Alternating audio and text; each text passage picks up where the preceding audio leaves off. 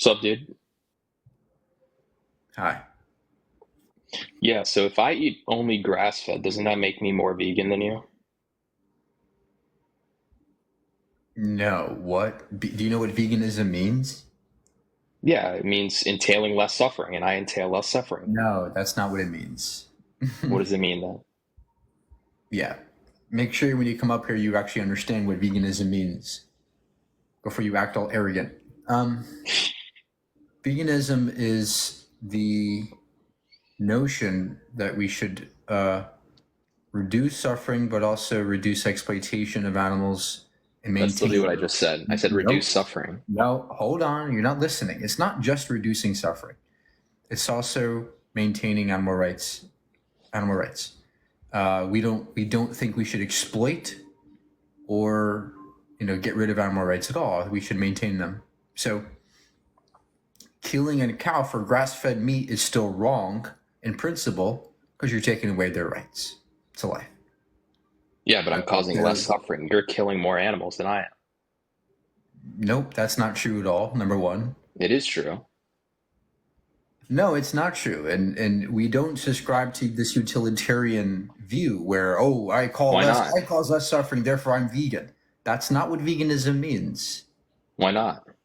You said less suffering. Because it's not just less suffering, sir. You're forgetting the other thing, the principle, which is what? What did I say before? I don't know, something about not exploiting them. And what else? You said less suffering and maintaining rights for animals. Right. Is it maintaining a rights of a cow to slaughter them? No, but I mean, if for Exactly.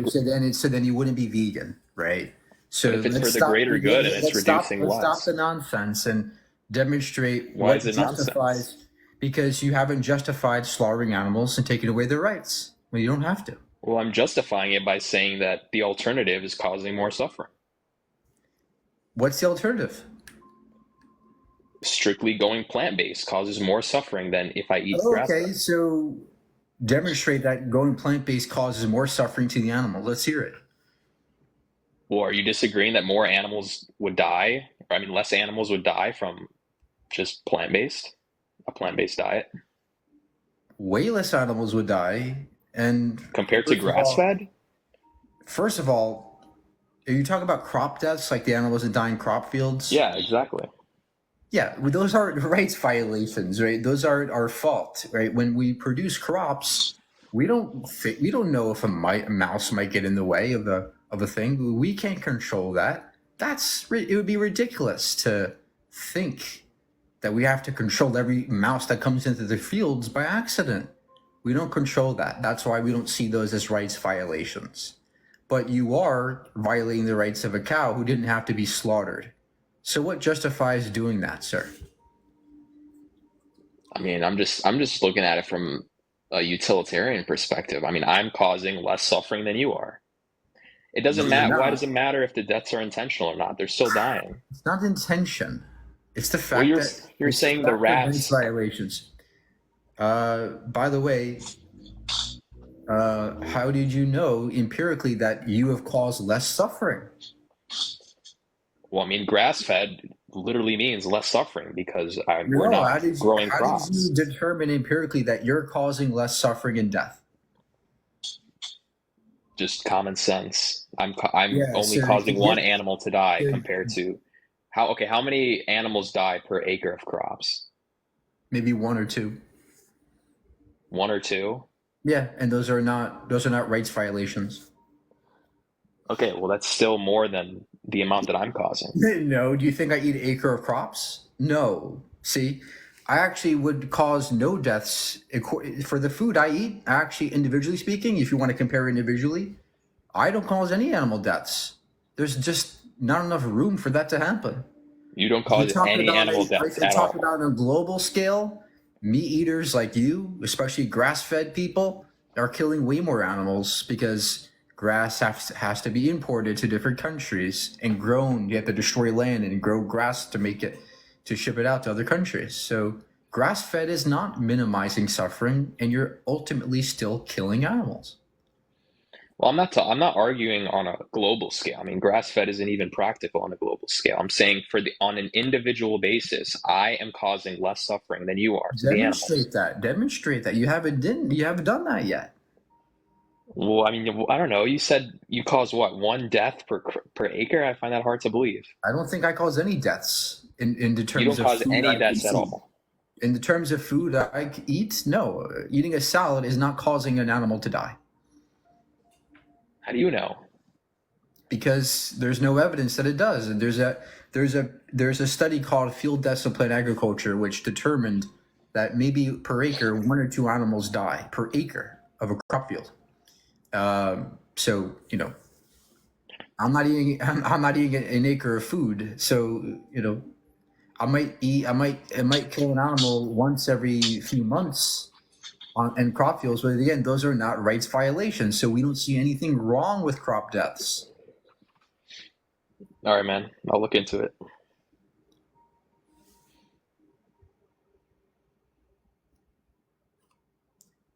I love how arrogant people come up here. Thinking they're gonna get the vegan. Right? They're being arrogant.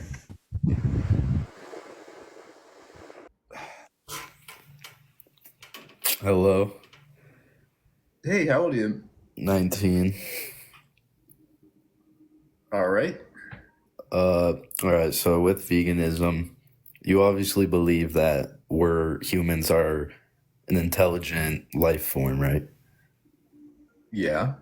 Okay, so then why can't something like, I don't know, like a bear that's also highly intelligent, why can't they go vegan when they have more than enough natural resources to go vegan?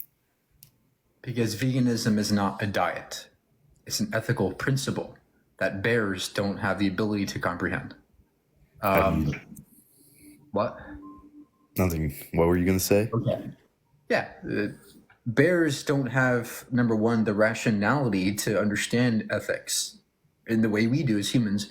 But more importantly, bears don't and can't go vegan. They don't have stores, right? They live in the wild. They They can have to. definitely go vegan. No, they They can't, sir. already, The bears eat what they have to survive in the yeah, they wild. have plenty to go vegan. Well, this is coming from a human who has a store, right? Who has Well, a I mean, daily if like access the to a deer store. around them are In vegan, why terms of can't they be bears, vegan? bears aren't thinking about going vegan. They don't know how to think that, right? So I don't know why you're appealing to bears. Well, because they're We're- also intelligent like us. They're not as intelligent as us, sir. Yeah, They they're don't not have the as intelligent, capability of but they understanding veganism in what principle. Okay. what So what justifies slaughtering billions of animals? to give people food Right, but we can get food from plants. So what justifies killing animals if you don't have to? because some people need meat to survive. Why would you need meat to survive? What do you mean? Why you need food to survive? Meat is a good source of food to survive. Yeah, you can eat plant-based food and survive too, Yeah, I right? know, but You not don't need everybody. meat. You don't need to eat meat. Yeah, but not everybody has the access to I'm not saying go everybody does. completely I'm vegan. asking you, sir. Do you have access to plant-based foods? Yeah, Great. So why are you not vegan? What justifies slaughtering animals? You don't have to. because I don't personally. I like meat a lot more than I like my veggies. Yeah. Veganism doesn't mean you just eat veggies all day, right? I eat pizza. I eat all kinds of vegan stuff. I don't eat just vegetables, number one. Number Well, two, yeah, I know that's not just veganism, but I'm just saying I like meat more than plant-based stuff. okay, so you think taste justifies killing somebody, correct? Maybe. Really? So if a person tastes good, you go ahead and eat the person? Well, people don't taste good. Well, what if they did? Would you go ahead and kill them, think it's okay to kill them for food? No, because we're the same species. Okay, so it's not taste, it's the fact that there are different species that justifies killing an animal. Correct? Yes. Okay. Yes. So dogs, you're okay with killing dogs? They're different species, I wouldn't kill my pet dog. but you're okay with killing any random dog? No, not if it's if somebody owns it. No. It's a stray dog. It's a stray dog. Yeah, maybe. Okay. So, what do you mean maybe? Why would it be? I thought you said it has Well, to be I persons. probably not, but maybe if I needed to, then yeah. Oh, so now all of a sudden it's wrong to kill an animal, even though they're a different species. Well, because dogs are a man's best friend. Well, so can pigs and chickens and cows be friends? Not really. I mean, they can, but not as much as a dog is. Like, you very, very rarely are gonna see like a person with like a pig or a cow as a pet. Well, they are out there, and the Yeah, but point not is much. that pigs can be pets. They're actually very smart. In fact, pigs are smarter than dogs. Yeah, I know that, but I agree. But more importantly, Pigs shouldn't be killed. I can agree with that. Plus, pigs are disgusting. no, they're not, sir. Pigs are very clean and very No, cute pigs are animals. disgusting. That's like why Muslims they don't eat pork and stuff Pigs are because not pig is disgusting, sir. disgusting. They're only disgusting because of people throwing them in gas chambers and throwing them in terrible conditions. Well, I don't know if they die in Pigs are gas some of the chambers, cleanest but yeah, I animals. agree. I agree. Anyways, that pigs shouldn't be eaten. Pigs are very smart, intelligent animals, aware of their bodily cleanliness. The I point is don't really think they're that clean. they clean themselves a lot, sir. That's why they roll in the mud. It helps them cool off and clear the stuff on their skin. I Then mean, they from every study I've seen, pigs are not clean. Do you have a computer next to you? Yeah, I do. Pigs are not any more dirtier than dogs. Yeah, that might be true, but they're still. So the point is that just Well, because I somebody's don't clean and think not clean, killing pigs is good, anyways. I do why? think Why is that it why they're is it wrong to kill pigs? because again they're very smart. Yeah. Well, what if it's not a smart pig? What if it's a mentally disabled pig? Kill it, eat it. Well, a mentally disabled pig probably wouldn't be good for you. What? What do you mean? Would it be good for you? I don't know what So I now just you're meant going by back that, to but no, yeah, no, I still wouldn't eat it. why not? Well, maybe I'd eat it, but probably not. Why not? Well, I wouldn't eat it because pigs are disgusting. When you say pigs are disgusting, what do you mean by that? They're, do you not see, pigs are gross. They are In like, what way? In what way? in pretty much every way. They eat their own poo. They So do drink. dogs. So They do eat dogs. their own young. Yeah, I know. That's why I'm not saying. That's why I'm saying they both can be gross. I'm not saying dogs I'm aren't not saying that gross. pigs are as clean as humans, but what I'm saying is they're not so much dirtier than any other animal that you kill and slaughter. So the idea that They're pigs a are lot dirty, more dirty. you haven't shown that. You're just saying that, right? You're just Well, cows, to say it. they don't eat their own poo. Well, I would say that maybe some have, but Yeah, maybe, but so you're very, saying that very you're rarely. saying if the animal's clean, you shouldn't harm it. No. What? No, I'm saying that what I mean with the pigs is that I wouldn't eat them because they are gross. And if they were clean, I still wouldn't eat them either. But I especially They're don't eat gross them because they eat their own poop. Dogs also eat their own poop. Yeah, I Cows- know. So if a cow ate their own poop, you wouldn't harm a cow? I mean, if cows were known for being disgusting animals, then no, I wouldn't eat cows. Wow, okay. So an animal who doesn't eat their own poop, you get to kill and slaughter and eat, correct? If they're actual clean animals, then yeah, I'll eat them. Okay. I don't eat my own poop. You're going to kill and eat me?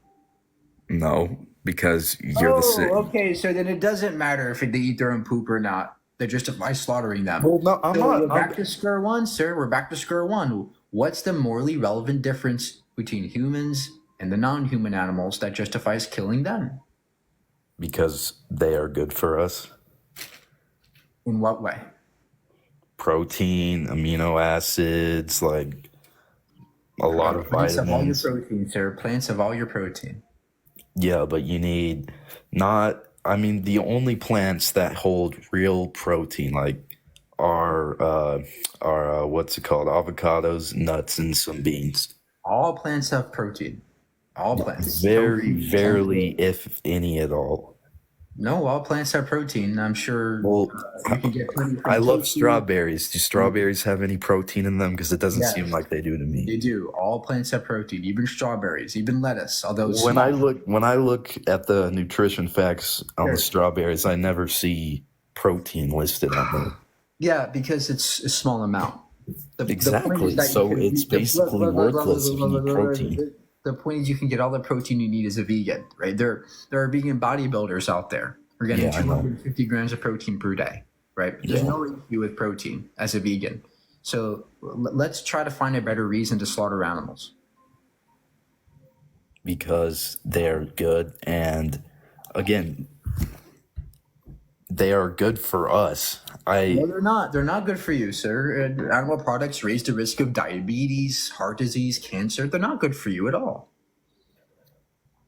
Well, the people, that's mainly because if we're being like, most vegans are mostly, well, I guess plant-based. I don't even know, but they're normally going to be healthier than somebody who eats meat, because a lot of people who eat meat also eat lots of other bad things, because usually, No, sir. no, Even people who are healthy, their studies have been done accounting for all those factors. Individual per individual, you take the same type of people, you just give them meat instead of plant-based. They have higher risk of heart disease. yeah, well then how about my grandpa, who's pretty much 90% vegan, not completely. He'll sometimes eat meat, but almost none at all. Why does he have cancer currently? When did I ever say no vegan ever gets cancer? This is a straw Well, man. you say it's a, like, you're It's a saying like lower it's risk. common, It's like a it's lower common risk. to get cancer if you eat meat. It's a lower risk of getting cancer and heart disease. Well, the way you talk about it just sounds like you're saying, oh, you're gonna get it if you eat meat no matter what. No, what I'm saying is it's not healthy to consume animal products because it raises the risk of cancer and heart disease versus a plant-based diet, which lowers the risk of those diseases. Yeah, but with meat, too much meat is bad for you, but having a good amount of meat, it's not gonna do anything to you. Like a carnivore No, diet is not good. even in just a little bit amount of a moderate amount of meat is still not healthy for you. Studies have shown this. Could you show me these studies? Because I haven't heard this anywhere else. Yes, you can go look them up online. There's plenty out there showing red meat, just a few servings per day. Well, could you? I mean, I'm not by a computer or anything. Could you like search up a non-biased article on that stuff real quick? Yes, I could, if you Well, really want me to, but I'm I not really here to talk want about you to. nutrition. I'm here to talk about ethics, right? Um, let's say that human meat made you a bit healthier. Would you think that eating human meat's okay because it makes you a bit healthier? No, because again, they're our own species. Okay, so even if something makes you healthier, it still wouldn't be necessarily good to Well, do they're it. our own So species. ethically, your argument is bad there too. How? Because you're contradicting yourself. Before you said it's good to eat animals because it gets you healthy. Then you say it's wrong to eat Yeah, animals. but because humans, you're healthy. we're one species. You don't eat Okay. your species. So you're saying our species matters more than anything else. Okay. Obviously. So what if tomorrow we found out that some people on the planet were not our species of human? There were different human species. Would you then think it's okay to slaughter Well, those that would people? never happen, so there's not a point in thinking that way. Well, I'm testing your logic here with a simple hypothetical, right? Well, I don't need to answer the found hypothetical question because it never happened. Well, do you understand why hypotheticals are important? Yeah, but Help you test that's your logical most hypothetical questions can potentially happen. That would never happen.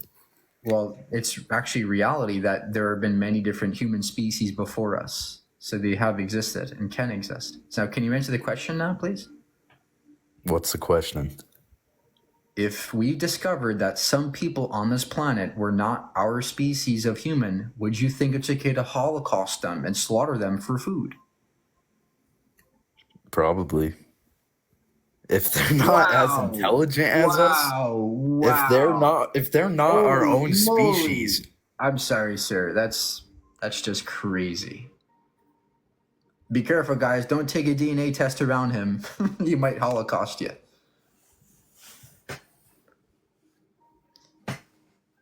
Hey, Nika, how are you? Nice to see you. Hello?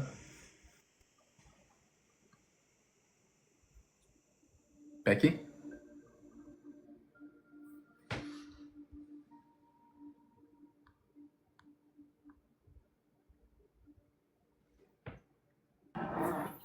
Hello.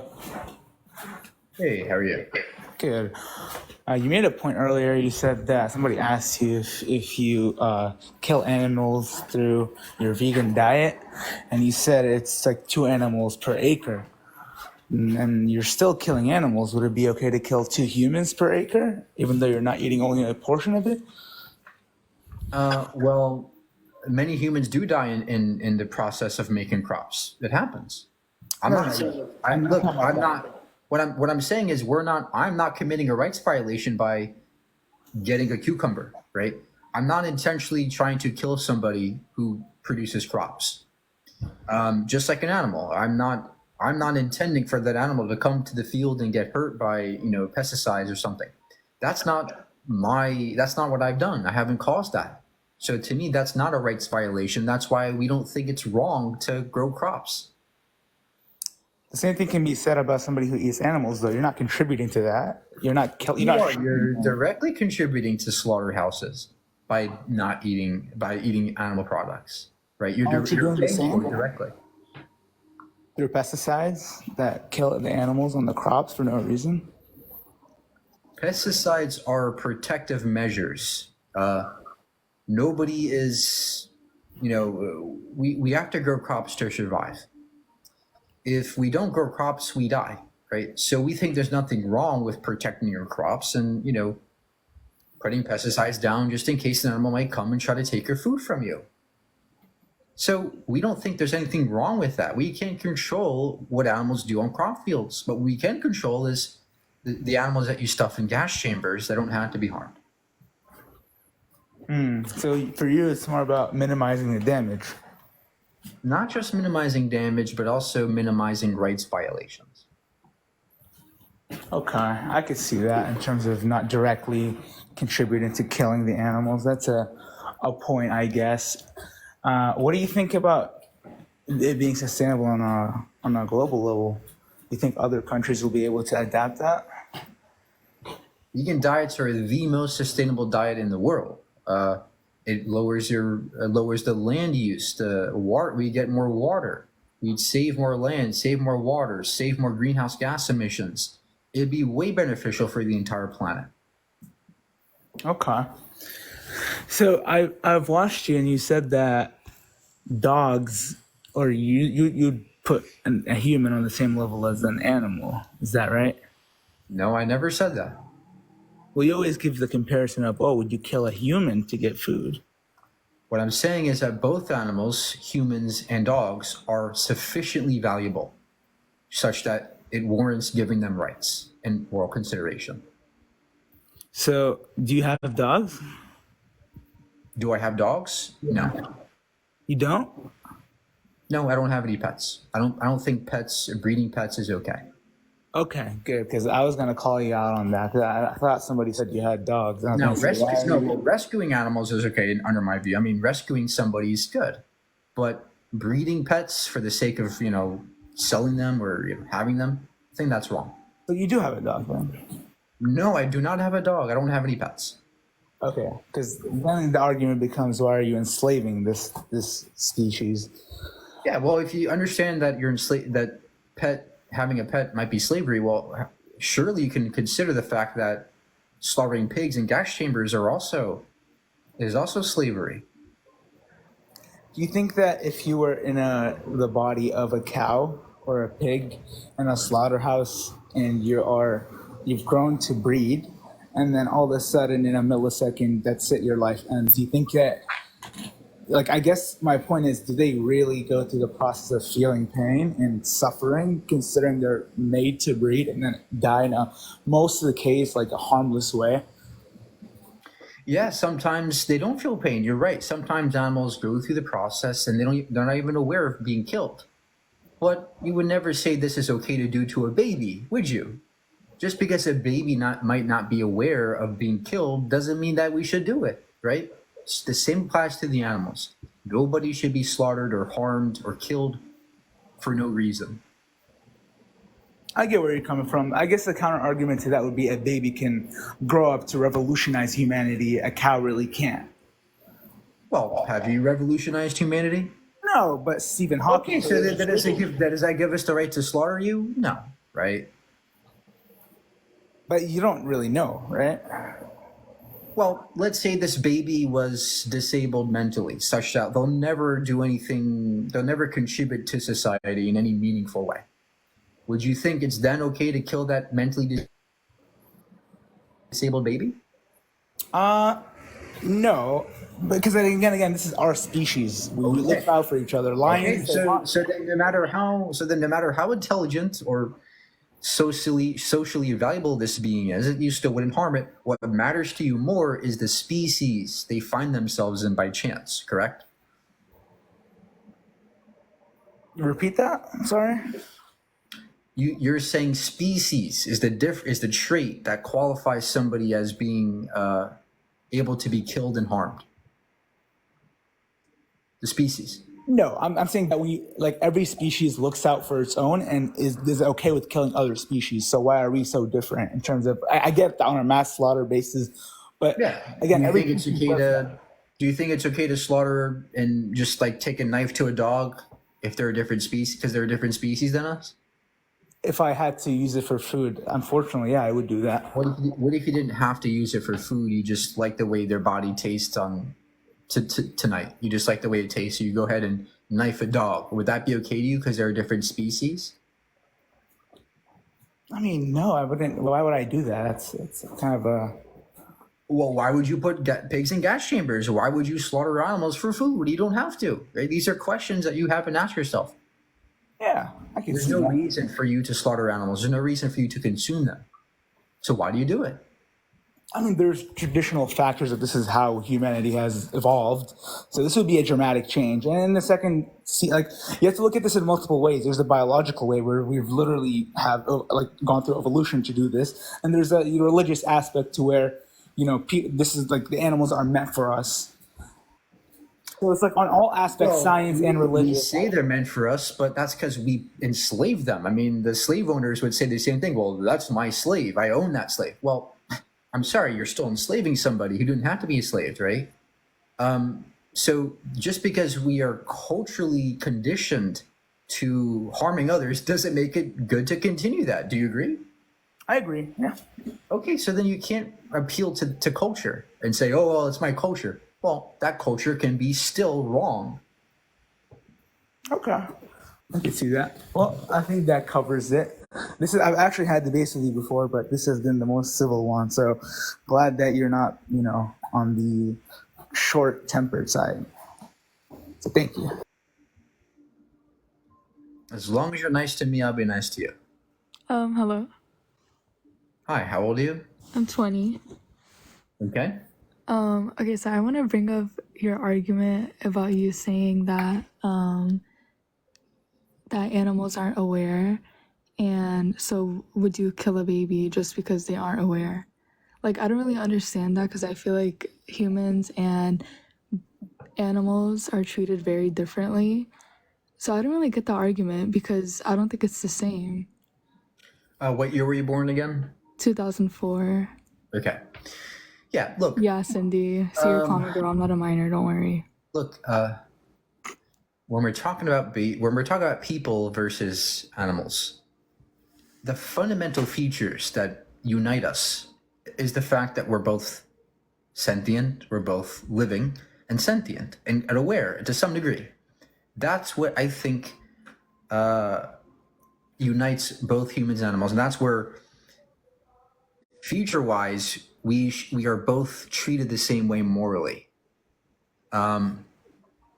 So that's the point, right? If we still don't- take away because- all those other features, intelligence, right, awareness, to anything more than what meets the threshold, that's irrelevant, right? The point is that both of these species meet thresholds to value, and that's why we make these comparisons sometimes. Okay, so do you think that killing a bug is the same as killing a human? It's not the same as killing a human, but Exactly. it's still, So killing an still animal is not wrong. the same. But it's still wrong, right? It's still wrong to harm a bug because it wants them to be a sentient. Have you have you ever killed a bug before? Of course I have. That's so stupid. There's millions of bugs. Killing one bug is not going to do anything.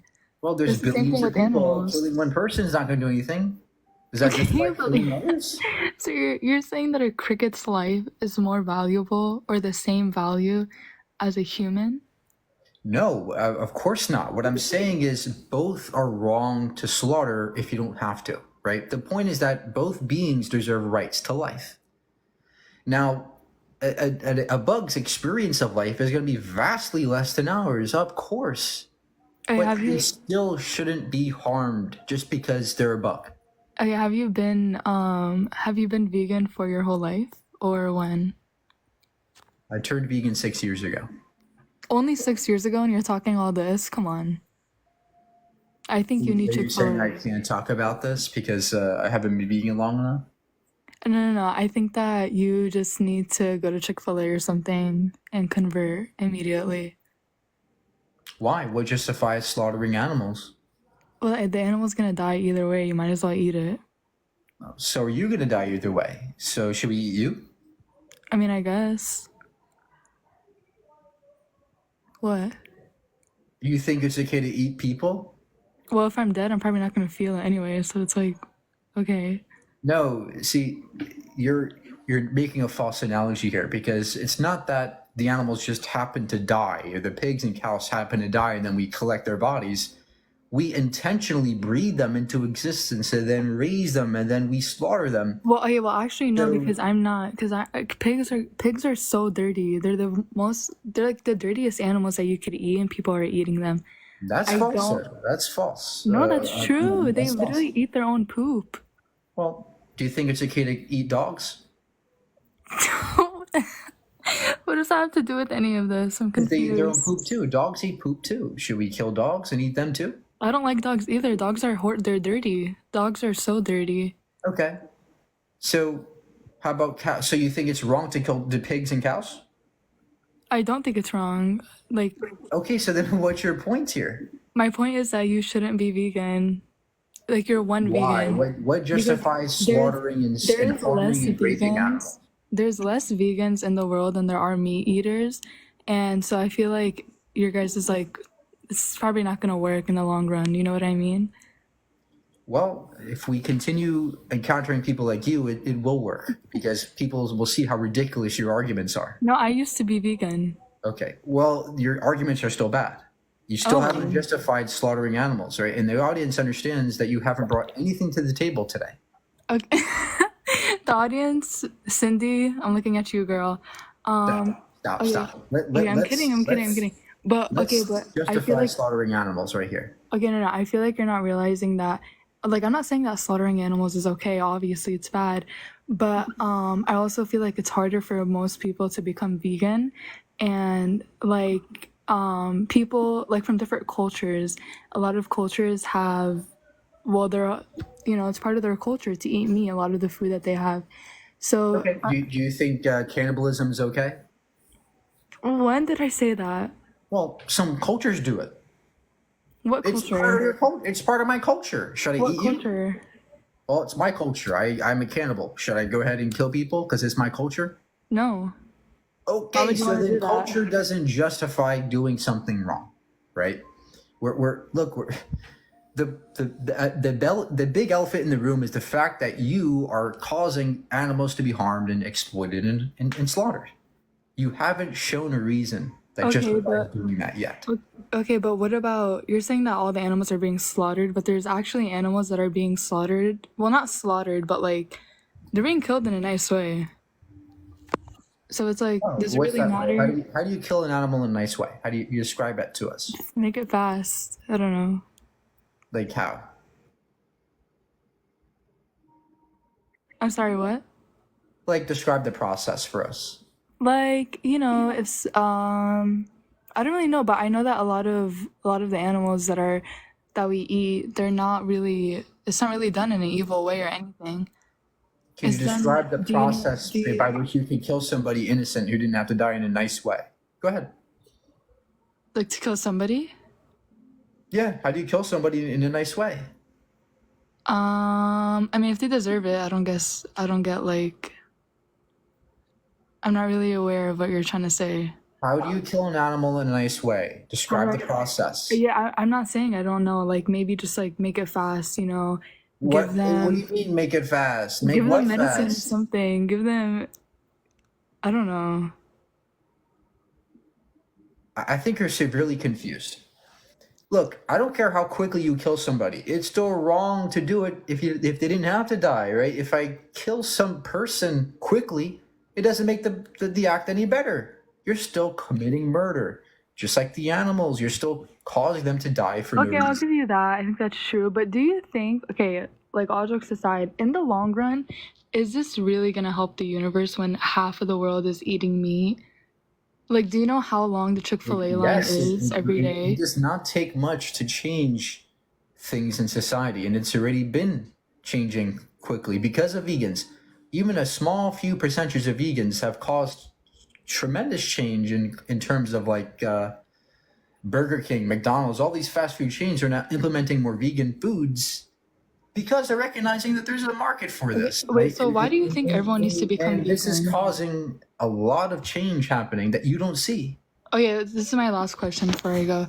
Like, what is the point of everybody becoming vegan? Like, what's your goal? There's many reasons why we should be vegan. Ethically speaking, it's better for the animals. Economically speaking, it'll help us save money in the long term in terms of health and the environment. It will unlock more land, more water for us. We can actually produce way more food if we all were vegan, because all these animals take up so much damn land. It can help societally by making the people understand that just like we should treat animals with respect, we should also treat each other with respect. It's been linked, racism and sexism, to animal eating and animal cruelty. Oh, If we treat animals like trash, of course we're going to treat each other like trash. So when the world goes vegan, it becomes a way better place in almost every single way. wow, that was actually a really good explanation. You actually might have just converted me, not gonna lie. You guys, I might be vegan. Thank you. Well, if she was honest, I'm happy that she listened. But yeah, there's no excuses anymore. There's no excuses.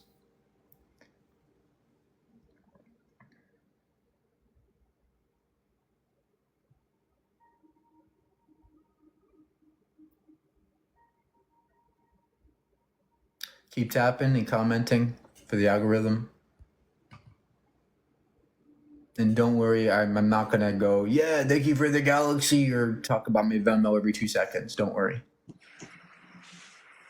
Hello? Hey, how can we help you?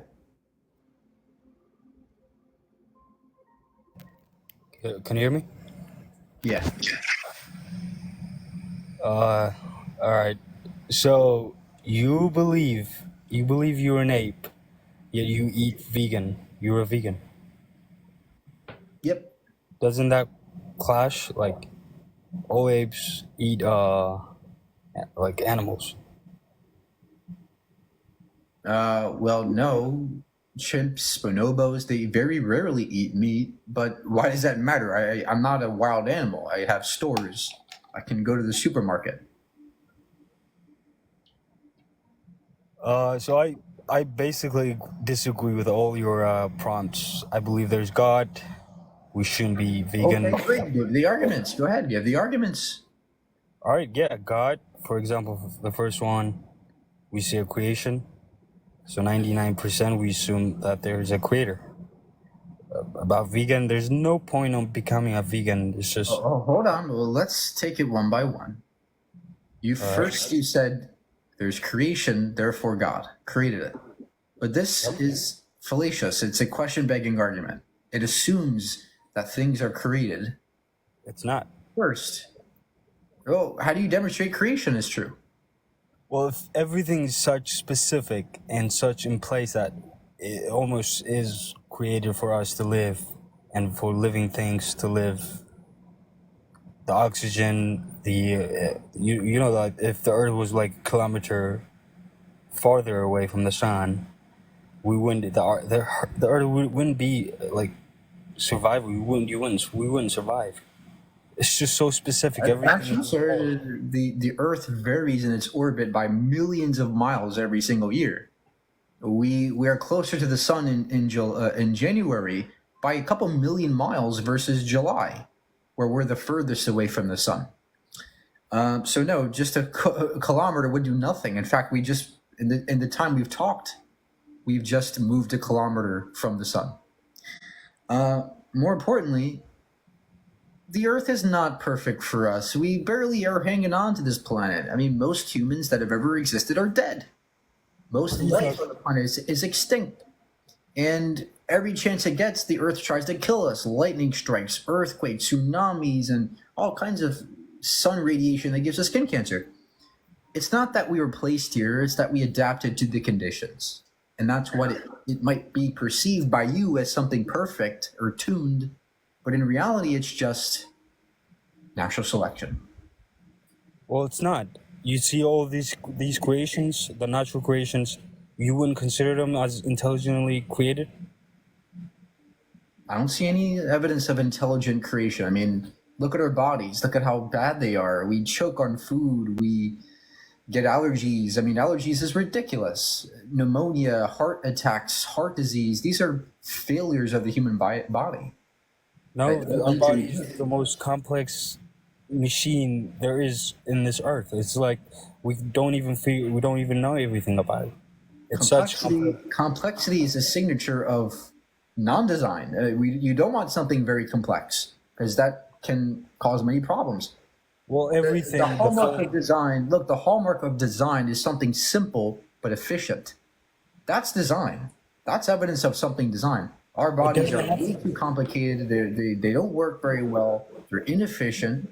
I mean, look, glasses, just putting on glasses can fix your eyesight.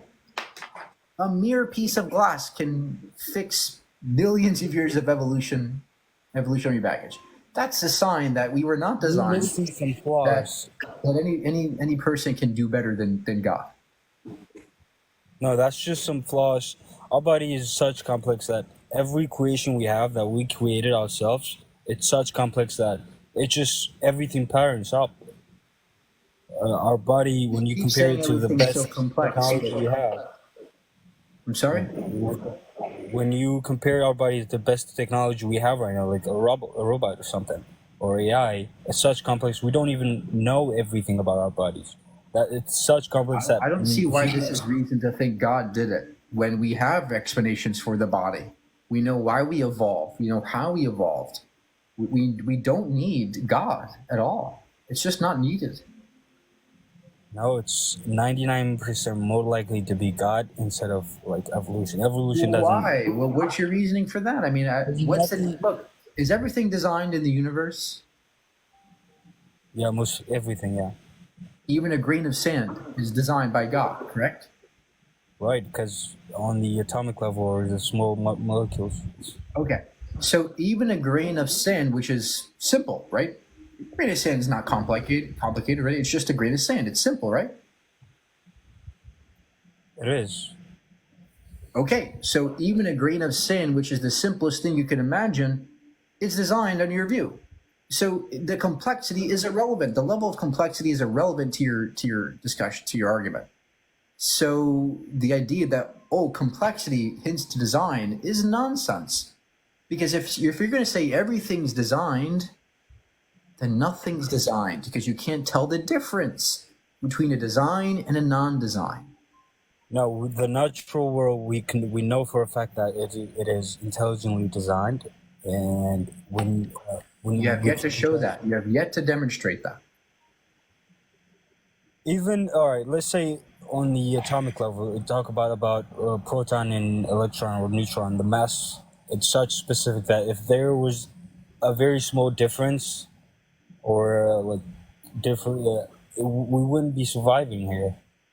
That just tells you that everything's fine turning, and everything is in specific place for us, to breathe and to survive. To survive, we don't just evolve to get these traits. Well, It has to be created. well, we don't know all the possible universes. There might be universes out there where the atomic forces are configured in such a way that it gives rise to more life than our universe, right? So Well, we don't the know that. idea that, oh, because if the atomic forces were different, we wouldn't be here. Well, how about the universes that would be better suited for life than this one, right?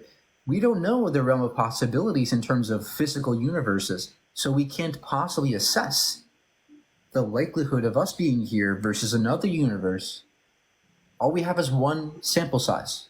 You don't have another universe. So you can't use the fine tuning here. It doesn't work. No, we don't have to have another sample. We can actually compare it to something we created ourselves, like a phone, a campus. Let's say, for example, me and you, back in history when all technology was invented, we found a campus.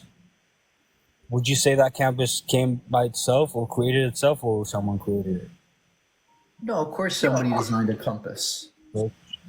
Just like that complex technology, just like that complex tool is created, we can also say that all the natural world we have, with all even on the atomic level, it is created.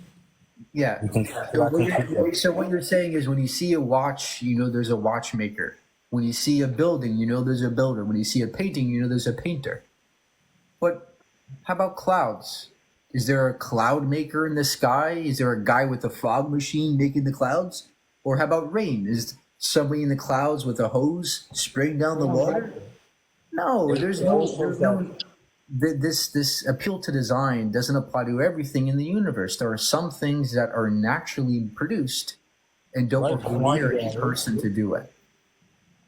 the water comes down, it evaporates, and then comes down. That just shows you a cycle of to make the plant life. Everything it looks like it's designed. What is one proof It that looks it's not? designed, I agree. It looks designed because of your inability to grasp the past, the past processes that gave rise to the current state of affairs. Before we existed, there was evolution. Evolution preceded us and caused us to be so complicated. But you're missing 4 billion years of context. So of course, today in your eye, you're going to look around and go, "Wow, everything's so complicated. There must be somebody behind it." But no, you're missing all the previous circumstances that gave rise to today. The slow, gradual changes over billions and billions of years. That is why we're complex today. Not because some magic wizard did it, but because of all those physical processes, Well, small changes leading to bigger changes over time. how about okay? We can compare our hypotheses, right? My hypothesis is that God existed, that everything we see here is created, and your idea is that everything, all living organism came from nothing, and that evolution, once upon a time we were what? Were we fish? So we can compare both of them. We weren't Fisher. This isn't Pokemon. We're not Pokemon, but our ancestors were fish. Yes, they were fish-like species, but over time they've evolved and branched out to different beings over generations. I don't see why this is so bad and wrong when it's proven to be true. We can see the fossils, we can see our DNA. Evolution's a fact of reality. God is not. There is no evidence of God. There's no evidence for evolution. That's why it's a theory. I'm sorry, sir, but evolution is a fact. We can see it. It's a theory. Yeah, so what do you think evolution means? So the evolution, with the main definition, is that every living things, adapt to their environment. But it doesn't mean that when you say that What we were, exactly is evolution? What's the process by which it happens? but when you say that we were fish, that's just too far because you have no evidence for that. When DNA we doesn't. say we were fish, I don't mean I was once a fish. Yeah, our ancestors weren't. Our fish. ancestors, yes, just like our ancestors used to be other apes, and before that, monkeys, and before that, shoe-like animals. Before that, reptiles. Before that, all kinds of animals. We weren't. monkeys. Look. We don't have to be there. We can dig up the fossils and see this happen. We can look at homologous structures and analogous structures. Do you know what those are? Yeah, I've seen the bones and the fossils, the soft fossils they dug down. How can they have soft fossils? That's just I makes don't know us. what you mean by soft fossils. I think you're talking about tissue they found. Yeah, so Yeah, there are certain conditions by which tissue can be preserved, not DNA, not blood, but tissue. Yes. Now, can you answer my question? Do you know what a homologous how can structure that? is? Is that about the fossils?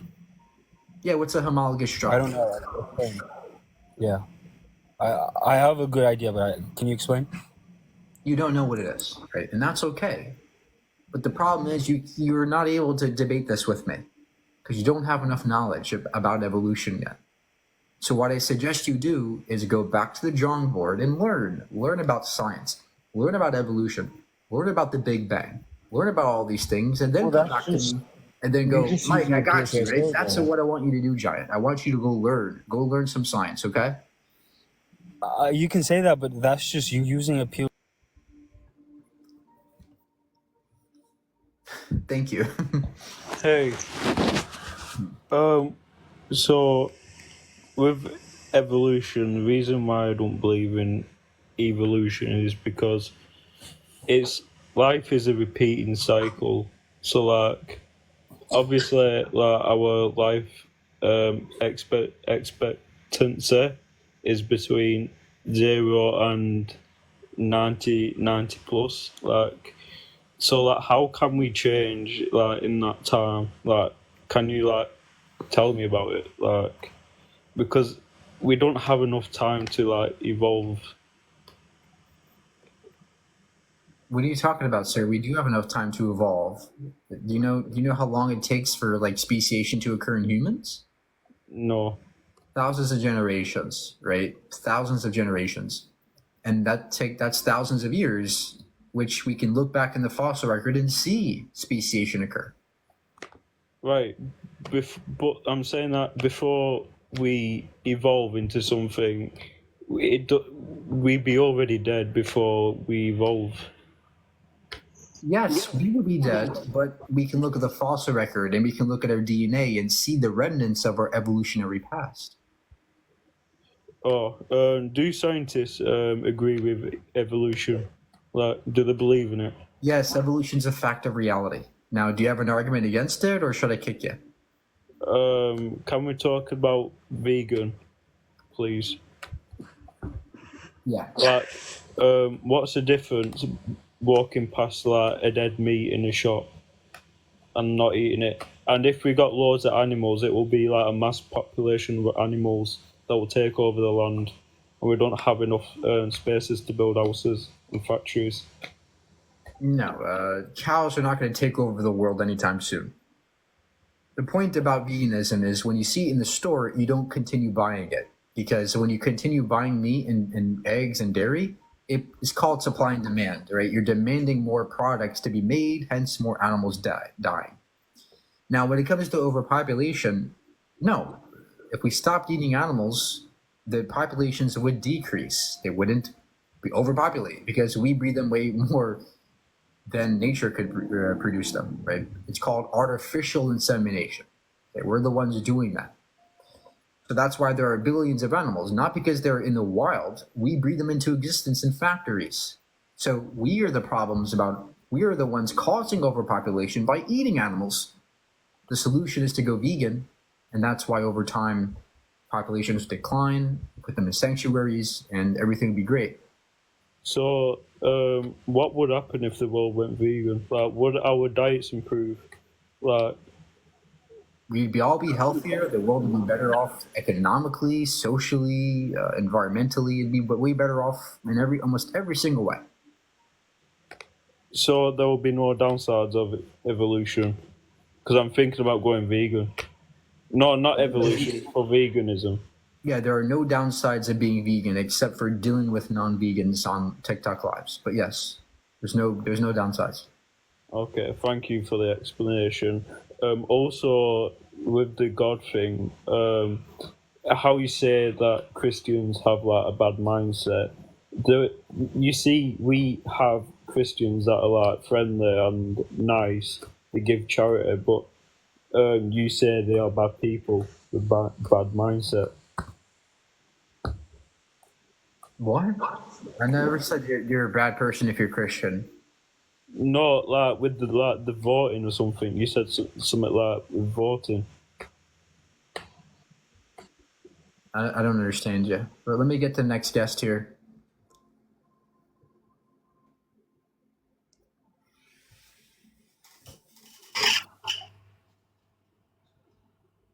Hello?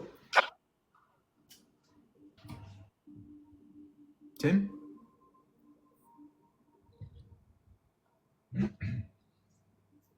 Tim? Yeah. Hey, Hello? you're on air. How can we help you? All right. I've never been on this before in my life. I just thought I'd come on. I don't believe in God. I'm not. I ain't got an argument, but I don't believe in Darwin's theory of evolution. But on the vegan score, I don't eat vegetables. It's something I've suffered with from childhood.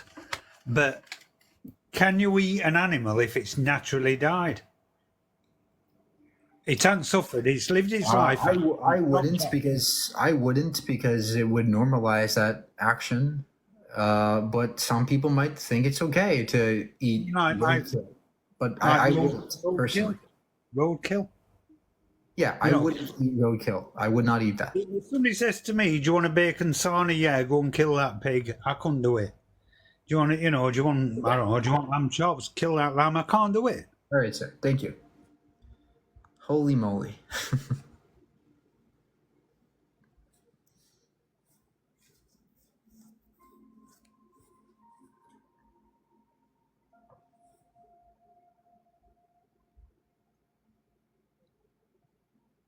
Evolution is a fact. It really happens.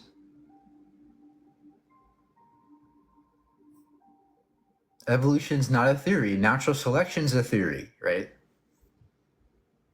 Mike, you're being unusually patient today. Guys, I'm trying my best to be as patient as I can be. Sometimes it's hard, but sometimes we get bad guests. Sometimes we get good guests, like today. Hey, Hi. my name's Will. Hi. I just joined, so I haven't really heard much of what it said. In terms of the God is imaginary, I think that you could certainly say that about many, if not all, religious texts. However, there is a possibility that there is some sort of higher power, and that cannot be disproven. Yeah, so And- do you have any evidence of God, or? No, I'm saying that it can't be disproven. Okay, thank you.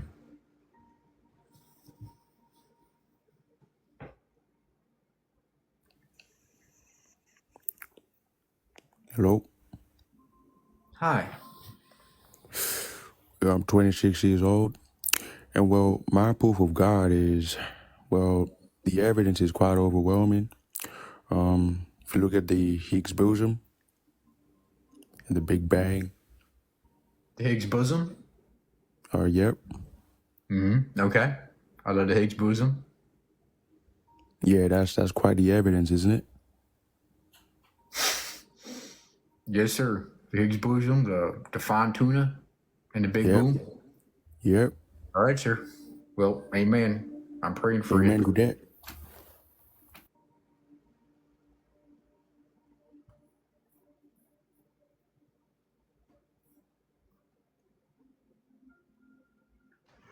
Hi there.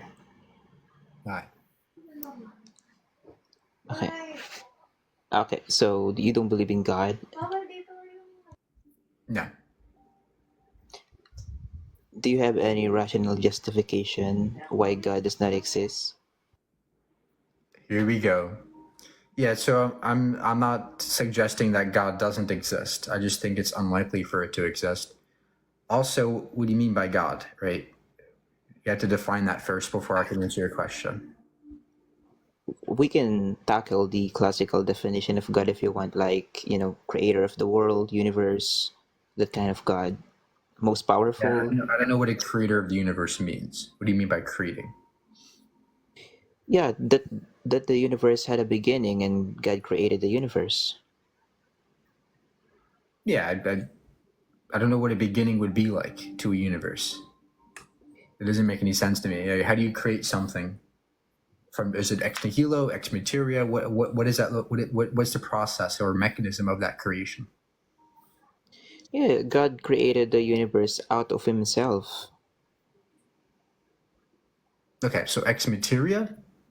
Yeah, of course. Okay, so God took a piece of his butt and went, dirty universe. All right. Sure. Yeah, I mean, if you think, and then now, what is God now? God is he? What is he made of? What do you mean, like, what is he made of?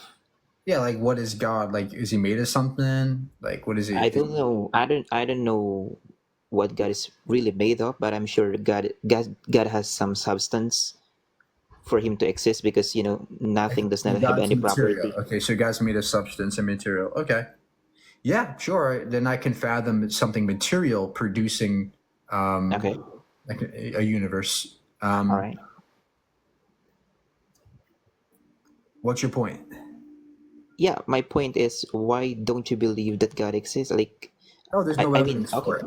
There's no evidence for it.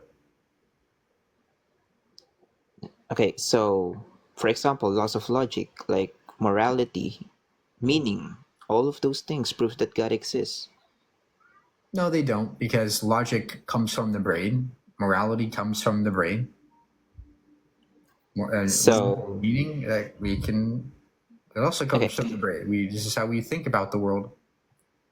so if logic comes from the brain and we remove the brain, then logic does not exist anymore. Yeah, logic doesn't exist outside the mind. There's no laws of logic in the world outside the brain. It's just the way we think. It's just the thought processes in our mind. Prior to the existence of human, before the existence of human, do you believe that the universe is already existing? Yeah, the universe exists before us, sure. But without logic, the universe will be in two state. It's either it can exist and not exist at the same time, because you said logic is just a product of human brain. You're confusing the map for the territory, right? When I say the universe, we're talking about the external world. When we're talking about logic, we're talking about descriptions of this external world. Now, the ontology of the external world is unknown to us. We don't know the nature of the external world. But logic is a language we use to describe what we perceive as the external world. And that's why if you take away humans, yes, logic wouldn't exist, but what we call the universe would exist. Again, every time you use when you say, well, what if there were no humans? Could there be contradictions? Well, that's invoking logic, which requires humans in the first place. So Okay, that's why that question's invalid. I can agree with you that logic is a description of reality, but saying that removing logic would entail that there's no logic at all. I mean, no, because logic is descriptive, not prescriptive. You understand the difference? Well, I can see the difference in there, but Right. Again, that logic is based on the patterns that we experience in reality. For example, existence is a pattern that we experience in reality, right? Do you agree with me? We Existence can is a consider pattern that we existence as see a in reality. pattern.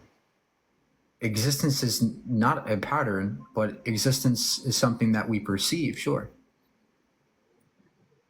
Okay, well, yeah, I mean, it's about semantics, but again, okay, I mean, we can leave that loss of logic if you want.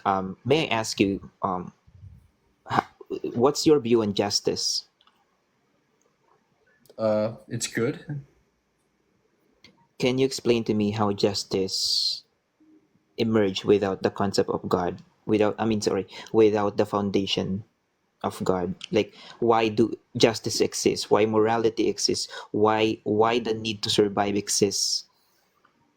Well, the need to survive is biological. Part of our brains wants to survive, but Why is that? because if we didn't evolve that, we'd be dead. We wouldn't be here, right?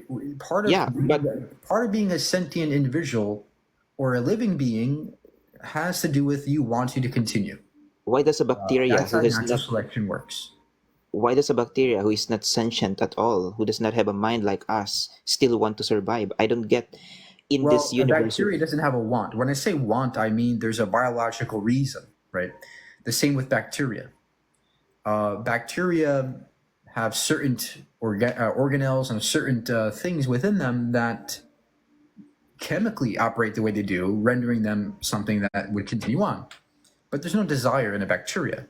I'm not saying that it's merely the desire in humans that makes us continue forward. That's just an aspect of it. But biologically, we also have parts of our bodies that want to continue on. But again, this is not relevant. I don't see how this is relevant to God. In morality, justice comes from our preferences. We prefer to act certain ways to each other. So we Why? do. I mean, okay. Here we go. We have two models here of reality. Your model, which is atheism, my model, which is theism. In my view, there is survival. There is some sense of justice, morality, because God, made it. God give those things purposely to to the universe. But in your worldview, in a universe where there is no God, there is no such thing as God. Like, why survival is necessary? Like, why bacteria wants, like, okay, Not necessary. let's not. Look, Okay, go ahead. it's not necessary that we survive, but there's this law of entropy that suggests that things tend to go to chaos. And we are just part of that process, like a roller coaster. We're just biochemically moving towards entropy, towards higher entropy. And that's what life does. When it comes to morality and justice, again, those are just preferences we have. I can derive all those things without God. I don't need to read a Bible to know it's wrong to murder. I can evaluate my world and come to reasons why we shouldn't murder. I don't see why God is a better model at all. Because it does explains justice, survival, those abstract things that I'm, Well, so can discussing earlier. so can I. They're just preferences in the brain. Where is love in chemical reaction? Where is justice in chemical reaction? If you're just bunch of chemical reaction, how can you trust your own reasoning? Because the reasoning of our brains follows a systemic process, just like a calculator or a computer, right? Your brain is Why does it follow a systemic process then? It's chemical. We are chemicals operating, sir. That's how our brains operate, rationality wise. And even though we are determined, we come to conclusions about things. Our brains are performing analyses, just like a computer would, right? I'm sorry, I need to go. I have an order. Sorry, I Okay. need to go. Thank you.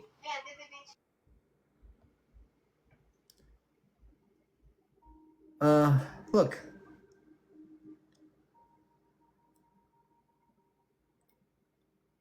Oftentimes, these are arguments from incredulity, saying, "Oh, I don't know why we have morality. I don't know why they're reasoning. I don't know why we have these things. Therefore, God must have done it.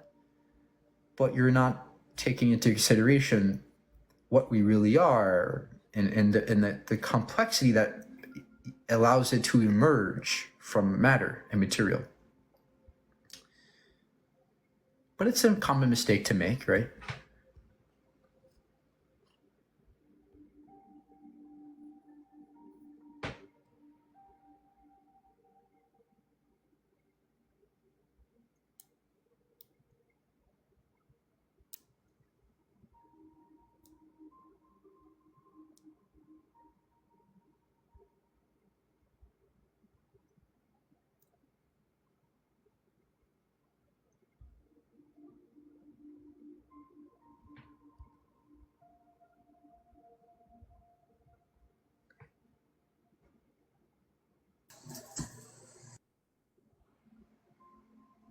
Nigger, nigger, nigger, nigger.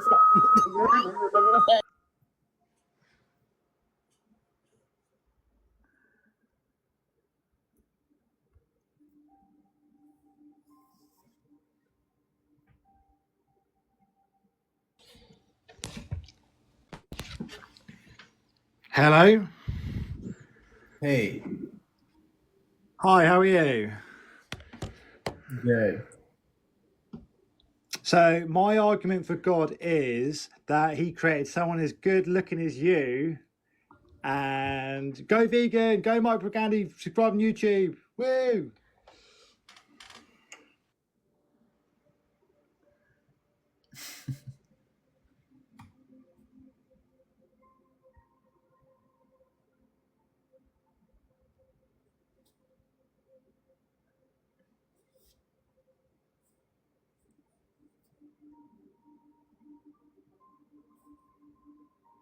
What a chill guy. We don't have enough people in here, guys. Sorry.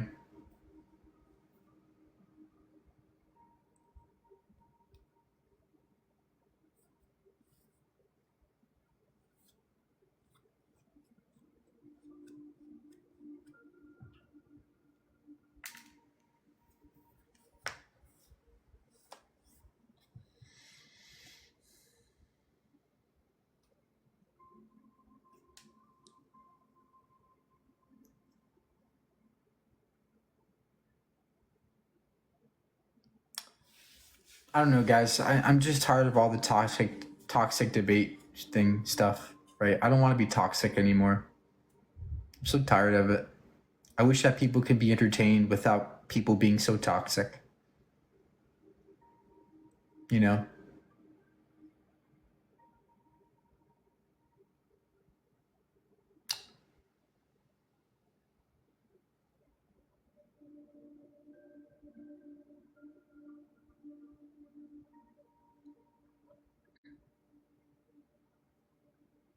It's hard. It is hard, though.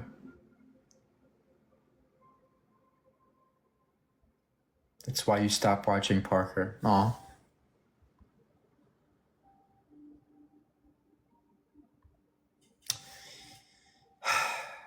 Look, guys, it's not easy, though, being, somebody like Parker or other people when you're getting tons of people coming at you, you know? It's not easy. But yes, I agree that people out there can be quite toxic for no reason.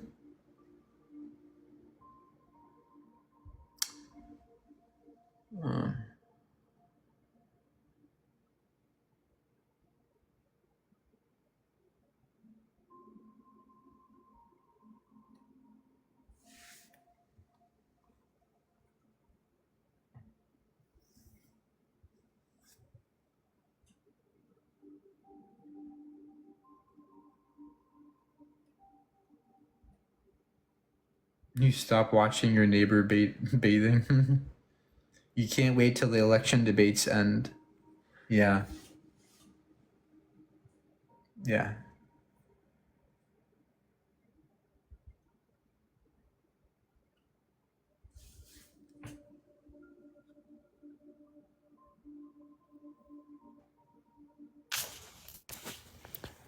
How's your dog meat business? Good. All right. Rage bait.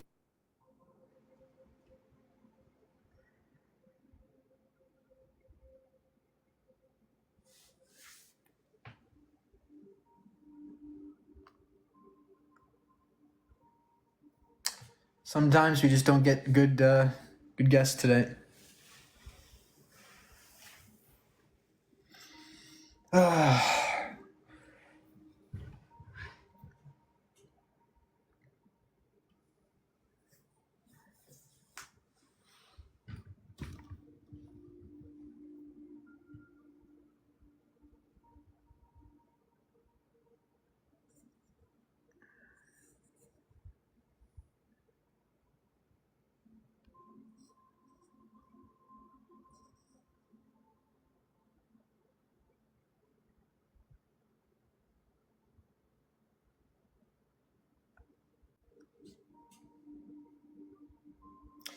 Lighten up. You seem down. Not down.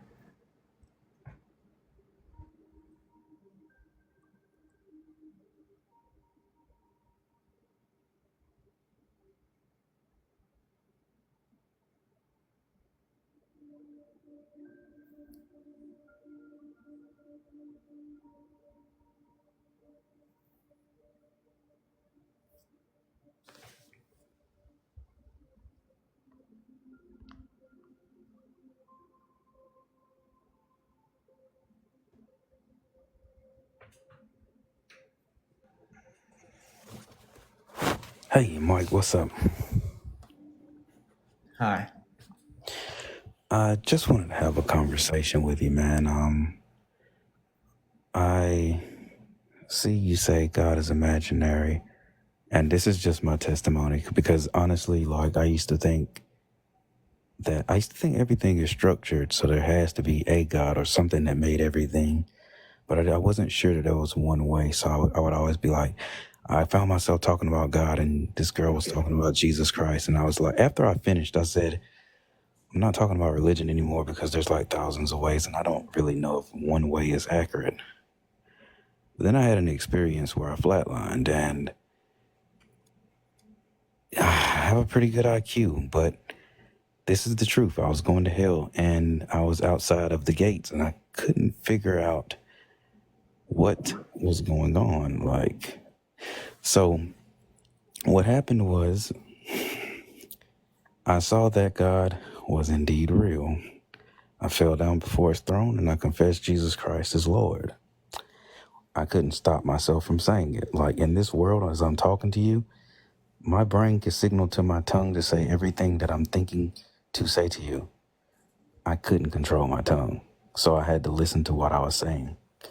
As soon as I said Jesus Christ is Lord, I knew for certain I'm about to burn forever.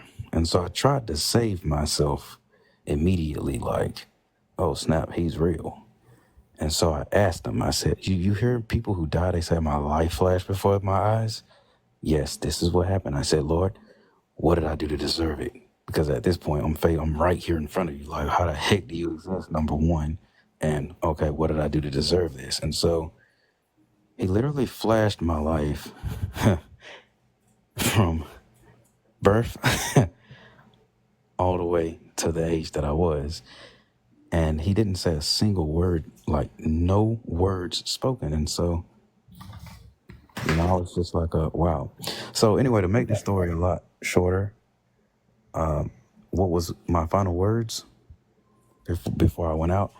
It could have been cursing the name of the Lord, but I didn't. Like Satan walked up to my right-hand side and he said, I got you, now curse him. Prior to this, I used to take the name of the Lord in vain all the time, dude, like clockwork. So much that my friends was like, yo, you're going to burn in hell.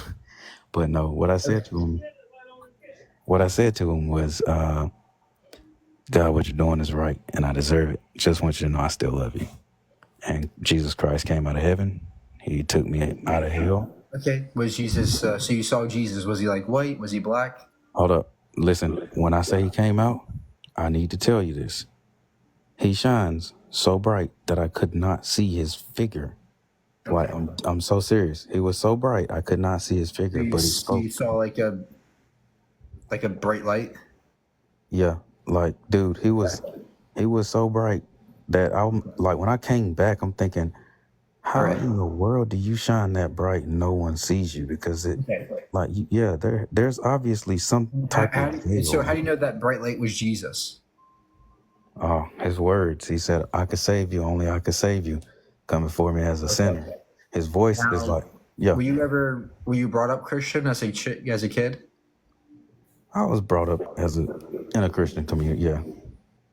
But was I? Yeah, that makes total sense. The reason why is because, look, first of all, I'm happy that you're here today with us. I don't know what happened to you, but second of all, these are called near-death experiences, and they're frankly very common, and they happen when people flatline. And the reason why it happens when they flatline is because if your heart stops, your brain is still active for about 10, 15 minutes, and it can release certain chemicals like dopamine and serotonin, and those can give rise to these types of hallucinations.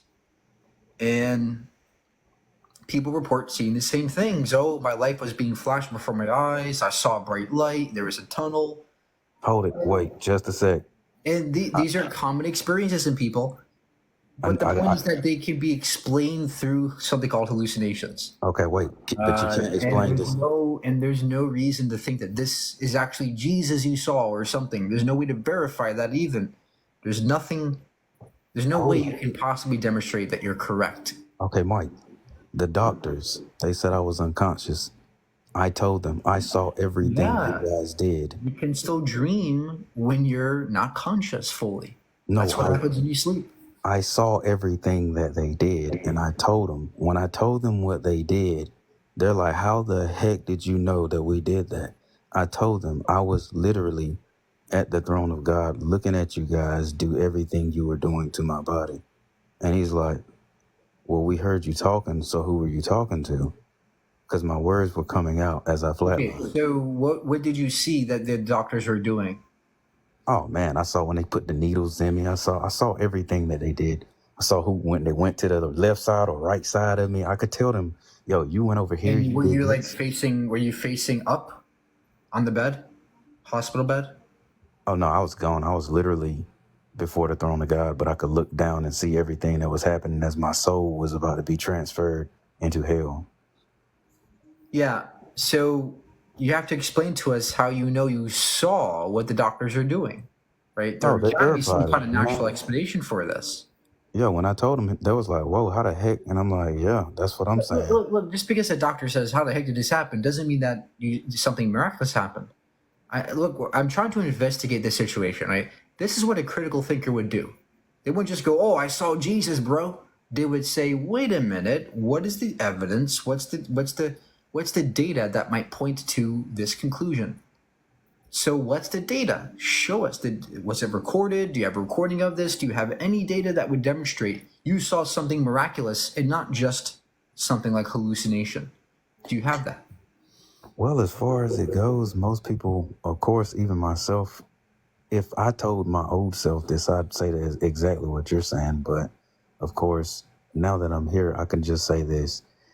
If I'm just going to say it like this, if God were imaginary, which is something, let's look at it this way. If he's the creator and he created imagination, he created time, he created space, he created heaven and earth. You're not going to sit here and ramble. I let you do that far too long. I'm asking for data now. Any evidence that you actually saw Jesus and not you didn't just have a fucking dream, right? I'm looking for evidence now, please. Okay. Well, man, you know it's by faith. If there's no evidence here, I can't give you that. Okay. So then why do you have the audacity to sit there and say, oh, I saw Jesus, and make these ridiculous conclusions with no evidence, no data, no verification, just, oh, I had a dream. And look, it's appealing to think that you saw God, but recognize that there's other cases of this happening where it's just hallucinations. No, well, I mean, we could be respectful here. You know, you say I'm ridiculous for saying it, but I didn't come up here and say you're ridiculous for saying God is imaginary. I just said, Well, hey, the like reason why once. you're ridiculous is because you're being fallacious. You're not giving any data. You're just saying, I saw God with no data. Well, if you have watch this then. If you have a dream, and let's say you go to sleep and you have a dream that you're holding 5 balloons and you float off into outer space. You could wake up and relay that dream that you had to somebody else, and they wouldn't say, "Huh? Well, you're ridiculous that you had that dream, and how do we know you had that dream?" That's They not what I'm wouldn't saying. prove I'm not it. saying how do you know you had a dream. I'm asking you, how do you know you actually saw Jesus that is correlates to something real Yeah, and well, not just a dream? That's the point here.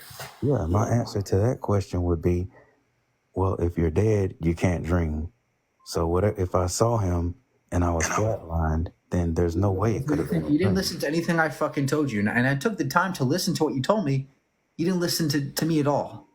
No, I heard you. Explain to you that when your brain is unconscious, you can still dream. Your brain goes into different states, and you can dream even though you're knocked unconscious. It happens sometimes, especially if you flatline, because secretions are going to be pumped into the brain, giving rise to hallucinations, which is what you likely experience. Go take a look at near-death experience and out-of-body experiences too. Out-of-body experiences are very common. And we can induce them in people now. We can actually induce them in people. There's actually a great study on this where they took fighter pilots who, under gravity, under lots of G-forces, they have out-of-body experiences and they can see themselves flying the plane. But in reality, they found out that they were just having hallucinations that they can replicate in a lab setting with hallucinogens. They were having that same dream.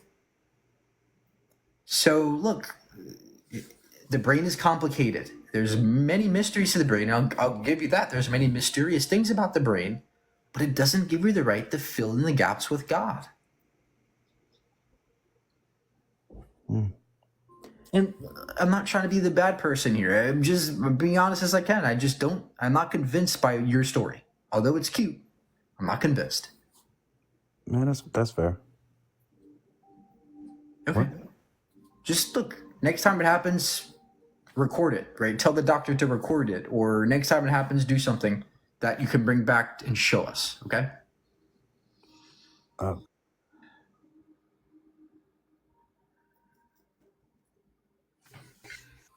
Yo.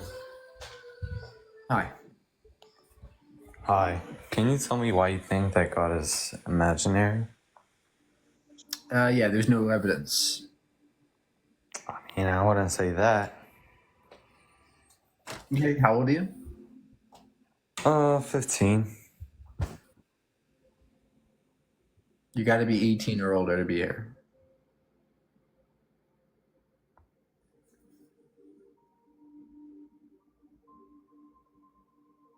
I didn't mean record the dream. I mean record the doctor's office, record the doctor scene to see if he actually saw what he claimed he did without being aware.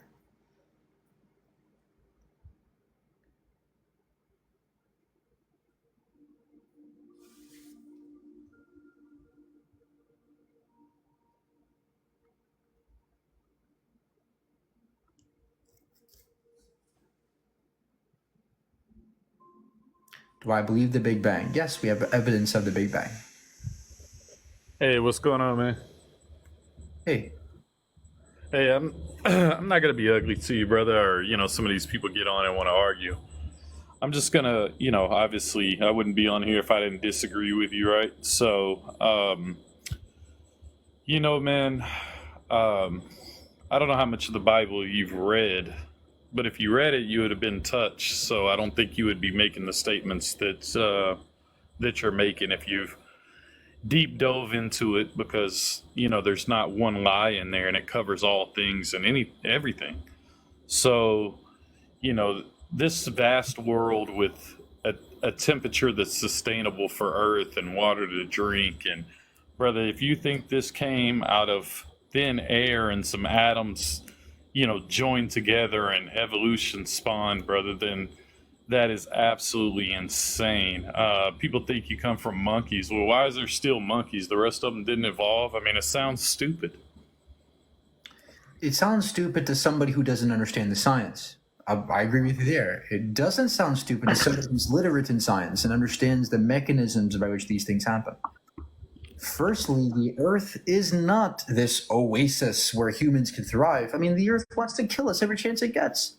Most water is not drinkable. Why would an intelligent being design the planet where 70% of the water on the planet is salty? You can't drink it.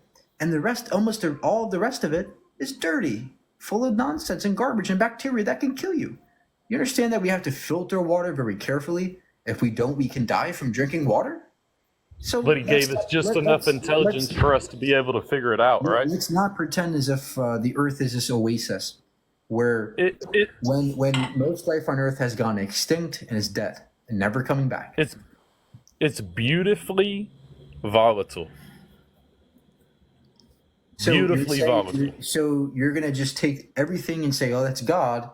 But your argument just 2 seconds ago was that it was perfect for life. Now the fact that it's not perfect for life is also evidence that you can't have it both ways. It is perfect for life because we're in existence, and look at the population growth. How could you say it's not perfect for life when you look at the population growth? Daryl, I want you to go. If he didn't give us intelligence enough to make it. Daryl, I want you to go to a third world country and look a little child in the eyes who is starving and say, little boy, the Earth is perfect for you. Would you do that? Well, here's one thing. I don't think you would. I think that you would hesitate. No. To do that. I understand. I understand exactly. For us. It's not perfect for us. I heard what you said. Now let me rebuttal. Right. So I understand what you're saying. God has given resources to every continent. Now, God also allows evil to be there, right? With choices. Those are evil dictators that keep those kids from eating. Not the resources available. Okay. You don't think Africa has resources? Let's move on to wild animals, where look at how inherently toxic and dangerous it is to be a wild animal. I mean, if you're a vulture, you're soaring up hundreds of feet in the air, looking down at any animal you can grab. You come down quickly, grab an animal.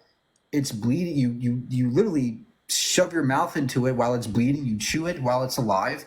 That's the inherent dangers of being a wild animal.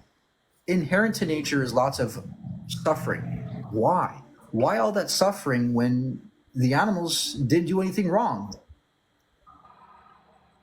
But what does an animal have to do with it? They're not human beings. He created us in his They're still image. evil. There's still evil being done to them. They're suffering. Yeah, I completely disagree. It's a tree of life. That vulture only eats dead things, but obviously you have prey and chain of life, but that vulture cleans up dead things, right? I mean, it's not it's a tree of life. It exists for a reason. So you think science made that where everything cleans itself up and everything has a perfect ecosystem to keep it all running? That's retarded, brother. First of all, don't use that slur. Do not use that slur on this live. Second of all, the point you missed is that inherent to the nature of our biosphere is evil and suffering and torturous processes of why would God design a system where most animals have to be eaten? Why would God design that in some of the most disgusting ways? Right? Why would God design the system where most species are dying and dead and extinct? Did you know that 99% of all life is now extinct? All life on the planet that's ever lived is now dead. What kind of oasis is this? How about the sun? It gives us skin cancer. You go outside too long, oh no, you might get skin cancer. That's not an oasis for humans. How about the fact that, most of our bodies functions miserably? Allergies, what the hell is that about? Why do we have one hole to eat and breathe from? Why all these ridiculous flaws that are antithetical to a loving being who cares about humans, what we do? That doesn't seem very, very accurate. We're all made with an internal device. Where do you think morality comes from? I mean, do you think science creates morality? That's absolutely insane, brother. There's so many things that just prove your theory's wrong. You have a moral compass. If not, we would be animals and killing everybody. That is absolutely We do kill each other, ridiculous. sir. Humans can be very violent. Humans can be very violent, but I guarantee you, somewhere in that human, there was a conscience at one time.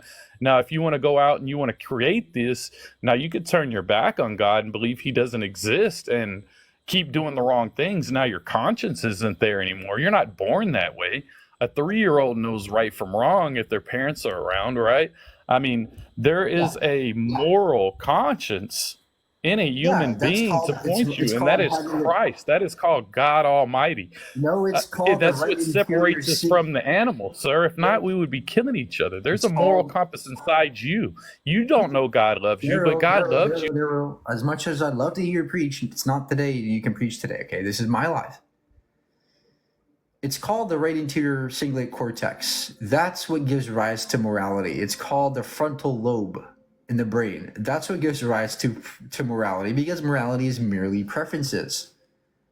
Now, under your view, Daryl, you get your morality from an ancient, old, dirty book of fables, a bedtime story on steroids, a story that was made by ancient barbarians who knew nothing of science, who thought that child marriage was okay, who thought that murder for adultery was okay, stoning people was okay.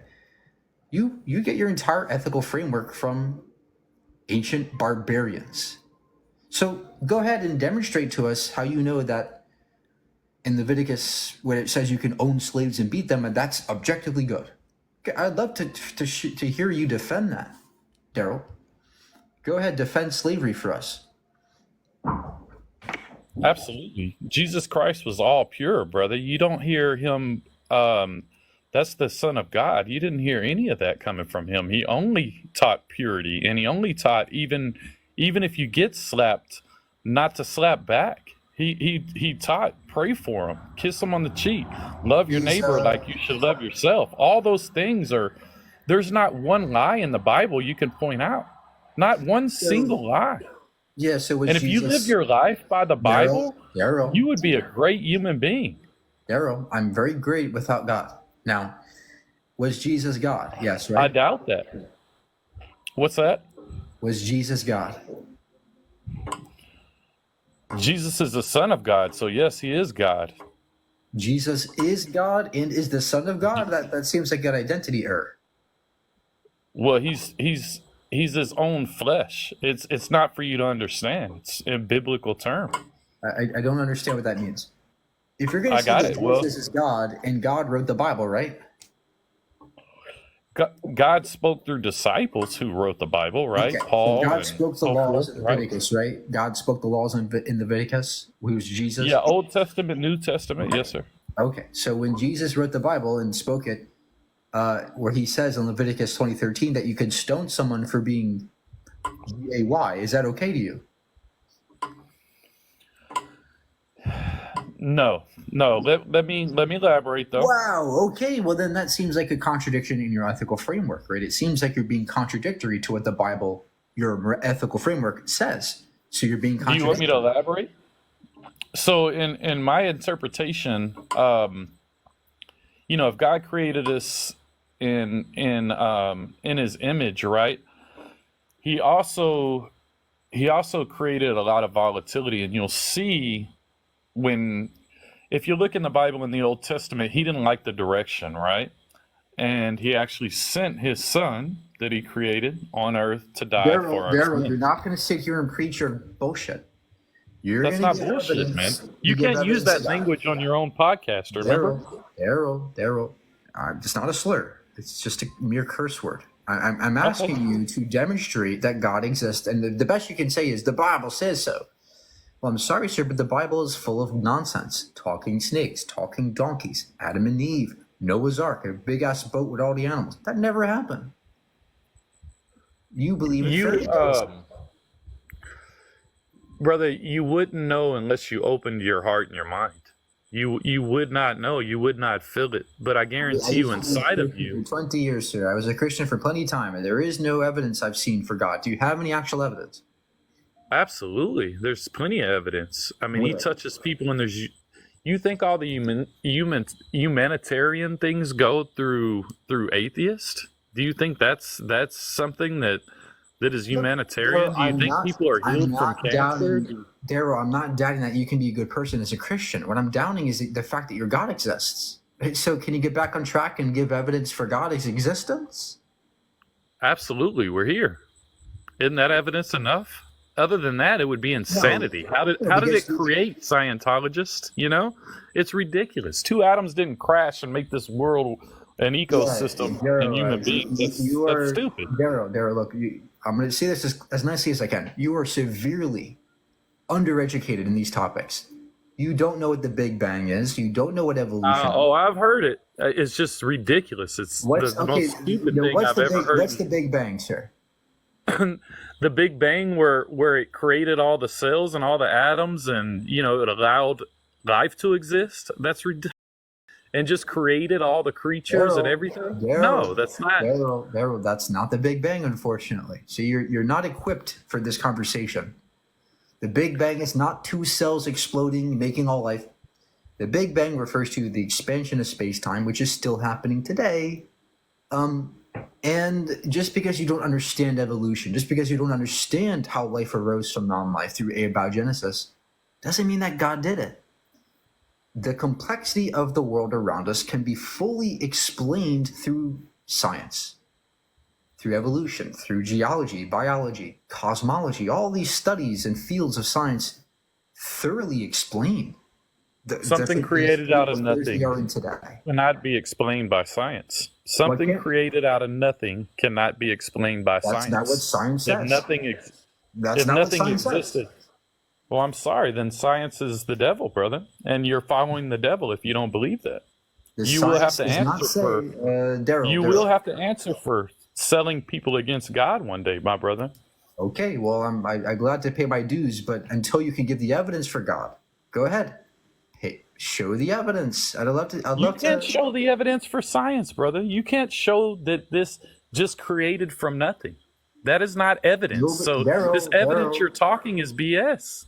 Nobody ever said it came from nothing. So stop saying that. Okay. Well, if something had to come from something, right? Okay, where did God come from? Where did God come from? God was the only thing that existed in the beginning. Okay, so if you get to say that for God, why can't I say that for the universe? The universe was the only thing existing. And it just created everything out of science. Nothing was created. You keep asserting creation. No, nothing was created. It was always there, perhaps. Yeah, and just happened to create intelligent life form that can make difference between right or wrong when they're kids and have a moral compass that is not a frontal lobe that exists and separates us from animals. That's ridiculous. Well, maybe what do you think you evolved from? The rest of us do, sir. What do you think you evolved from? Other species. What specifically? Australopithecus afarensis, Homo habilis, Homo ergaster, all kinds of human species existed before us. So you think they were here from the beginning of time? No, sir. Evolution is a process that applies to living entities, and those entities arose naturally through non-life, called organic molecules, amino acids, proteins, lipids. They come together chemically and produce living organisms. Yeah. You know what the devil does? It gives you explanations to justify your facts, my brother.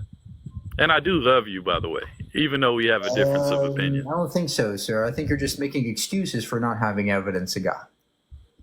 Well, there's no way for you to have evidence, period, that this created from nothing, that something existed and we have this You keep life saying it form. came from nothing. I don't believe that. So can you properly... From a big bang and space started, it just kept evolving and evolving. That's BS. How? What do you think evolution is?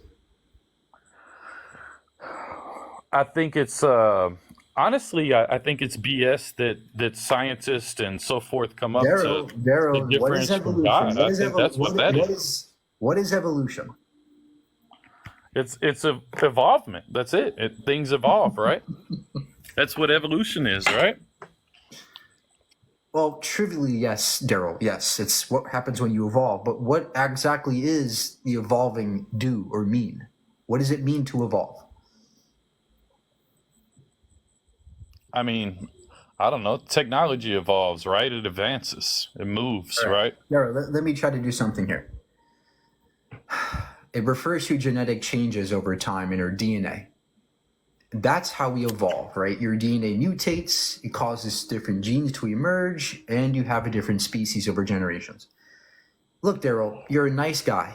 I can tell you're a very nice guy. The problem is you're not very educated in these topics, and I really urge you to go learn some science. Go learn the science. I know you're scared of it. I know you think it's the devil, but go out and learn about the Big Bang and evolution. And I guarantee you're going to see the world in a different way.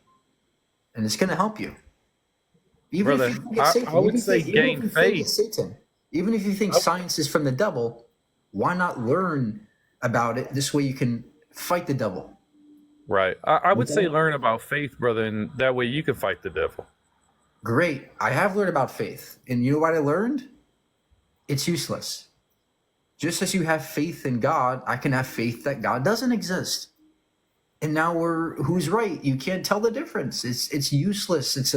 It's unreliable using faith. In our very short span here, it's useless. Okay? But in eternity, it's not useless. Well, I don't care how long you go, using faith isn't going to get you anywhere. It's going to get you in a cycle, in a loop. You're going to just believe in the same thing over and over again with no knowledge of it being true or not. You're just blindly believing. That doesn't lead to good things. The technology you're using, Daryl, the phone you're using right now is not the product of faith. It's a product of science. People using science and performing the method of science gave rise to that phone, gave rise to your house, gave rise to the road you drive on. Science works. Faith doesn't. Oh, there is science. It was just the giving ability by God because he knew as man we could create these things. We could create medicines. We think about it. Everything that we have is here that exists. You think we have all these things where we can make medicines out of the resources that we naturally had?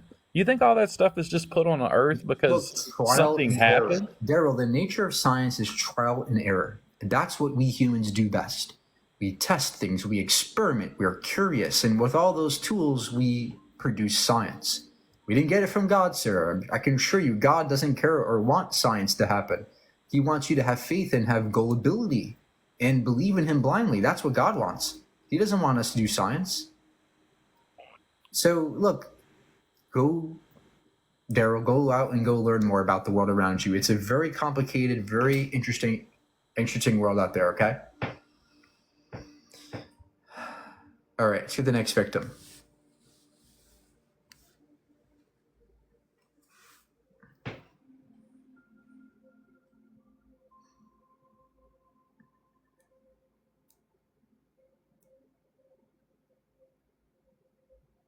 Look, guys, this is why I do this. I do this because people out there have that same thought process, like Daryl did, right? Oh, who made us? Or you think we come from monkeys, right? This is what people really believe out there, and that affects all of us, right? Their beliefs, believe it or not, can affect how they vote, how they behave, how they act. And that's why we do this.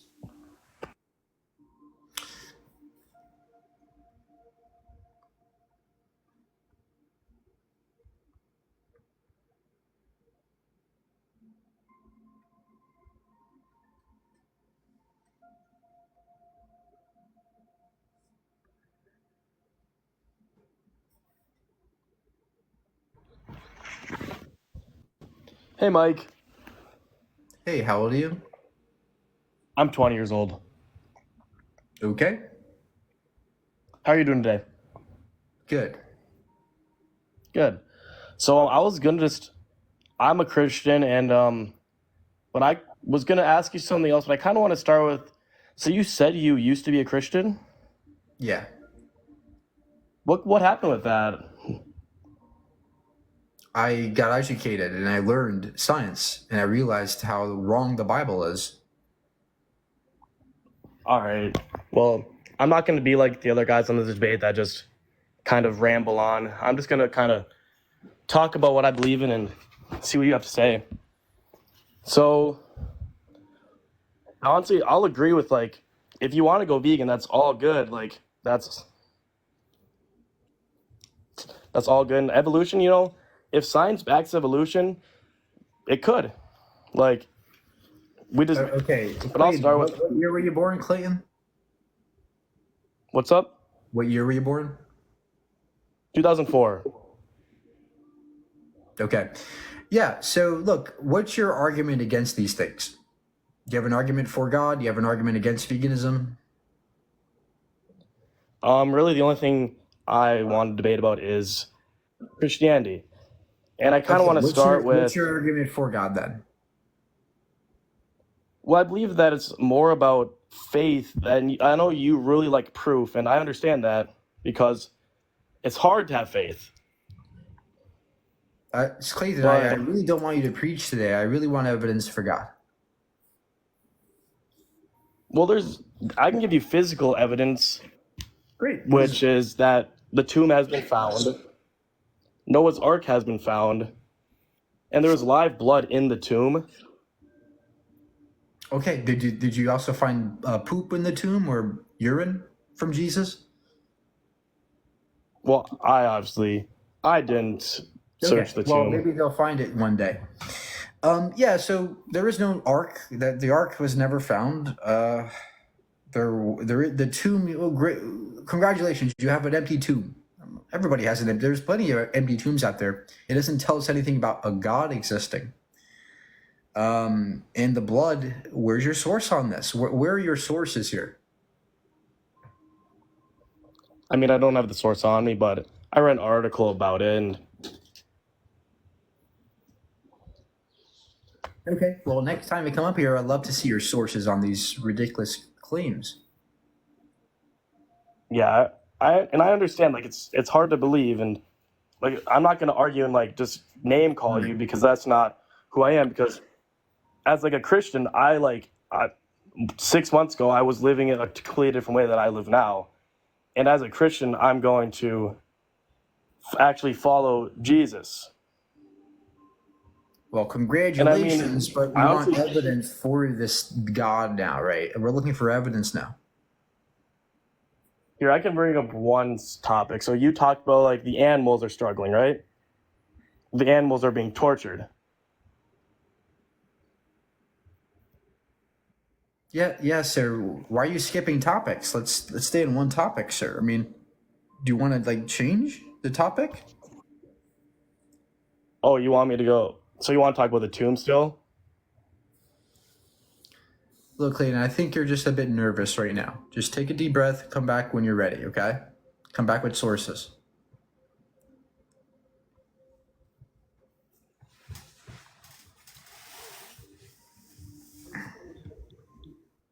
Hello? Okay.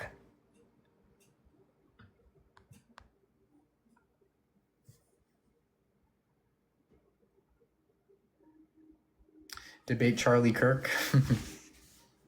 Anybody with a brainstem can beat that guy. Hello? Wait, I don't believe in God. Why did you invite me? Well, you decided to come up, but yeah, I'll take you out. Again? What?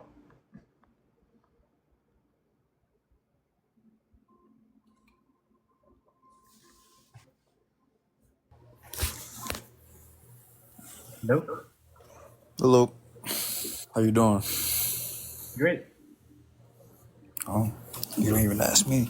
Anyways, what do you want to debate about? You want proof of God? Sure, that'd be great. There is no proof of anything. You got proof of science? Science is not a belief, it's a method, right? We do science. We don't believe in science, we do it. What's your point though? What's your? Do you have any good reason to believe in God at all?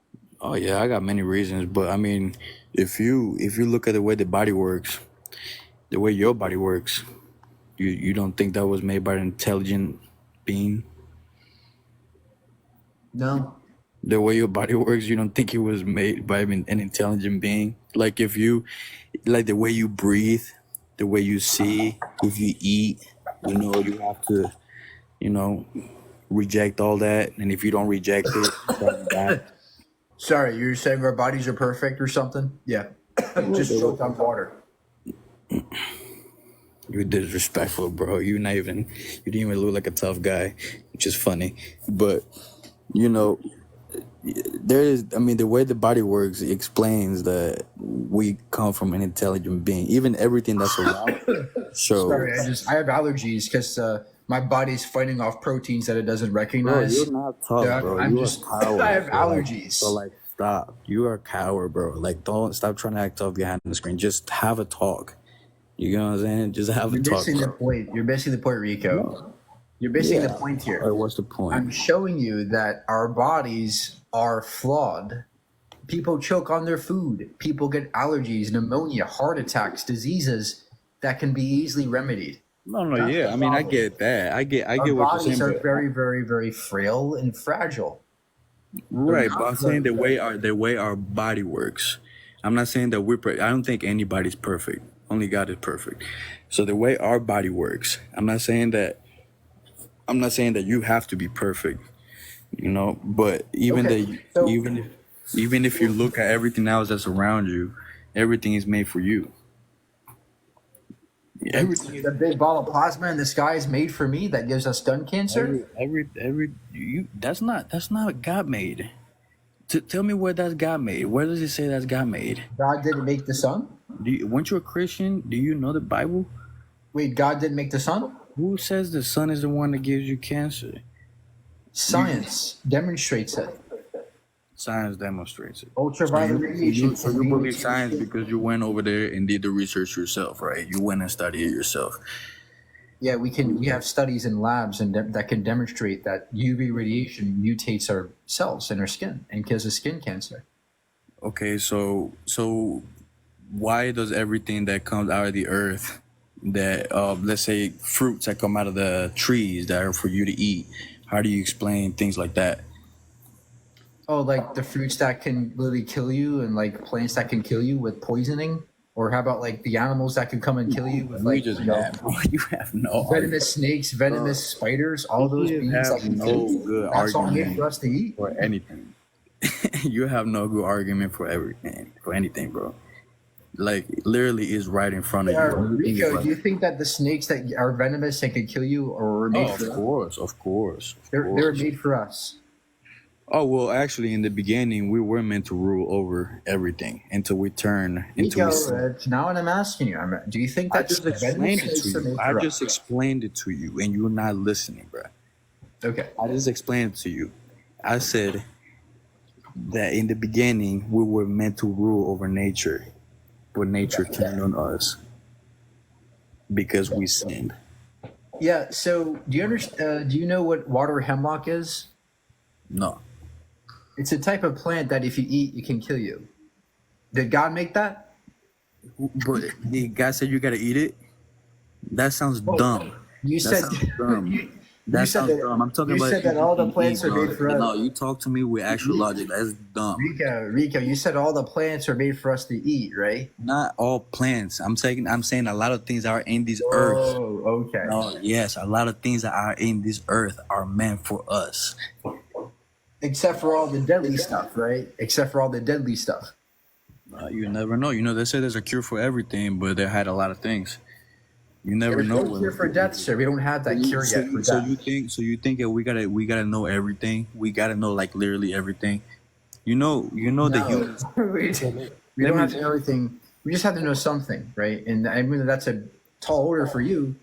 Okay, so there's let not me enough tell you evidence something. for God yet. So look, No, we're asking for tell you evidence to one more God. thing. One more thing. Let me tell you something. Okay, well, I got many things, but one more thing. For example, let's talk about let's say Jesus Christ, right? Jesus Christ, the book has been around for Why does it make you mad? Why are you making faces? Be a man, bro. Just listen to me. You know, just Jesus Christ is a name that has lived a lot longer. You're a coward, bro. Like, really, you really are. Like, stop. Why you gotta do that? Stop. You're good, Chad. Act like a man, bro. Just let me talk. Cause look, if they lock you and me in a room, bro, You're good, Chad. you're very fragile. Now let me tell you something. Let me tell you something, lady. But let me tell you something. So now, the day you die, right? Let's not even talk about heaven or hell. Let's talk about the day you die. And it can be 20 years after you die. You know, 30 years. Do you think that your name, how long you think your name is gonna live? I don't know, sir. What does this mean? I'm not a sir. Just call me Rico. You know, how long you think your name is gonna live? Jesus Christ lived. I don't know, sir. That means, bro, don't call me sir, bro. Like, come on, man. Don't be disrespectful, because we all know that you're a coward. I see it in your face. Okay? Like, I can see people like you, or I meet people like you all the time. Very soft. Now, let me tell you something. Your name, just like if you go back, there's famous people that their name lived for a certain time, and after a while, they're gone. They vanish. How come Jesus Christ's name lived all the way to right now, 2024? Because the Bible was forced on people, right? The Bible was forced on people.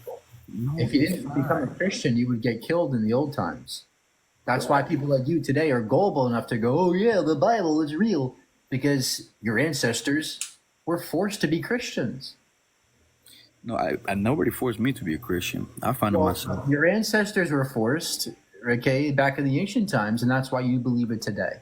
Oh yeah, what's the proof of that? The Roman Empire. Do you know who Constantine is? He's a Roman emperor. Were you there? Who ordered the death of people Did who were you not. see it? It's called history, sir. Oh well, God is also called history, sir.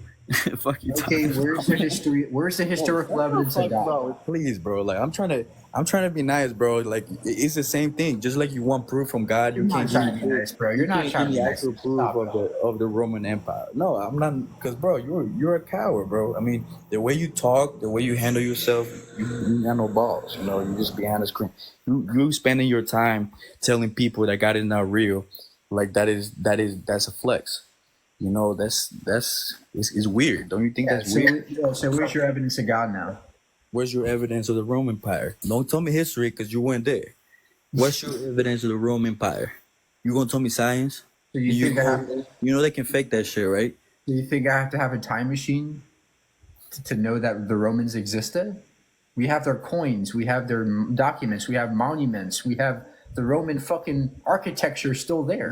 Bro, how do you know that shit's not faked? I mean, I'm not saying the Roman Empire didn't exist. I'm just putting an example here. Colosseum? How do you fake a Colosseum, sir? I'm putting an example here. Rico, you know, how I'm not saying the Roman Empire is not real. I'm saying, how do you know?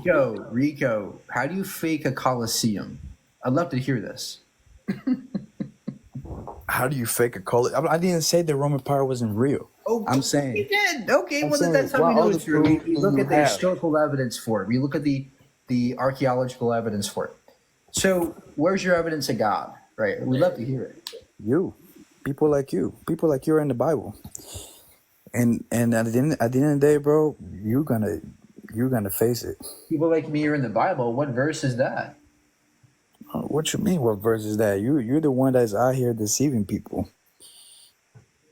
Yeah. So what verse am I in the Bible? You spend your time deceiving people, and you're a big fat pussy. Oh wait, wait, Rico. I see where I am in the Bible. I'm in Ezekiel 21.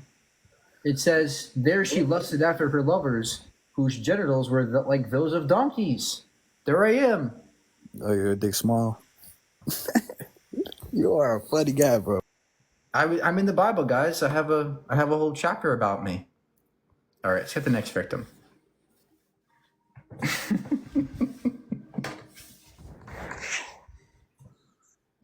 Hi, can you hear me? Hey, yeah. How old are you? Hi, I'm 24. Okay, and how can we help you? Oh, sorry, I didn't expect you to call on me. I'm really excited to be here. I guess I mean, I don't have all the answers if I'm being completely honest, but I just wanted to hear your perspective on the God being imaginary thing, and I'm just open to listening. Yeah, I just don't see evidence for it, for the God thing. You don't see what? Sorry. Evidence. Evidence. Yeah.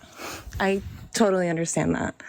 To be honest, I can't sit here and like give you something concrete that's like, oh, I can show you a picture of him, or like, you know what I mean? Like, there is nothing concrete that I can show you. And that's kind of why it's called faith.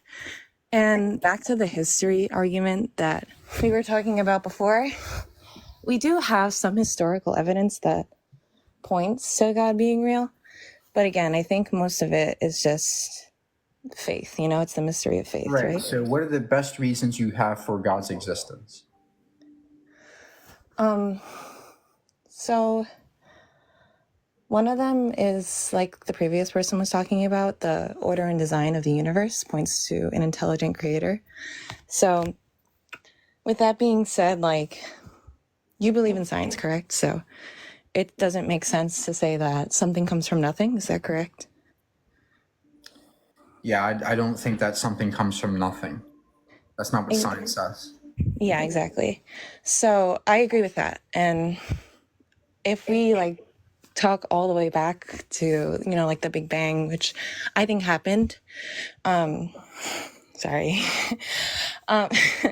It's just that, like, I believe in the Big Bang, but I also think that something had to perpetuate that for it to have been this perfect. Like, if you think about Earth and just the way that everything is, like, if our gravitational forces were like 1% stronger or 1% less strong, then it's just like, sorry, I am a little nervous, but if it's 1% stronger, 1% less strong, you know, like the whole universe just wouldn't work. And Okay, I think, well, Lauren, let me talk a little bit here while you calm your nerves a little bit. Look, the order in the universe can be explained very easily through the laws of physics, right? There clearly are laws of physics that determine things to happen the way they do, and that's where order comes from, and that's where chaos comes from too. And both, there's a dynamic between these two by which both can arise naturally. The second thing you said was what was the thing you said next? it was mainly about order and design, pointing to an intelligent creator, and then how we both agree how something can't come from nothing. So then we were talking about the Big Bang and what perpetuated that. Oh yeah, the cause of the Big Bang could be something natural, like a quantum field, right? There could be a scientific explanation for the Big Bang. It doesn't have to be a god. It doesn't have to be a magic man with a big beard going, "Whoa, make the Big Bang." You don't need that, right? You just need basic physics. The universe in its totality could be just natural. Nobody behind it, no mind. And how do you tell? And simply saying order doesn't explain it, because we can explain order through natural means, right? That's the reason why.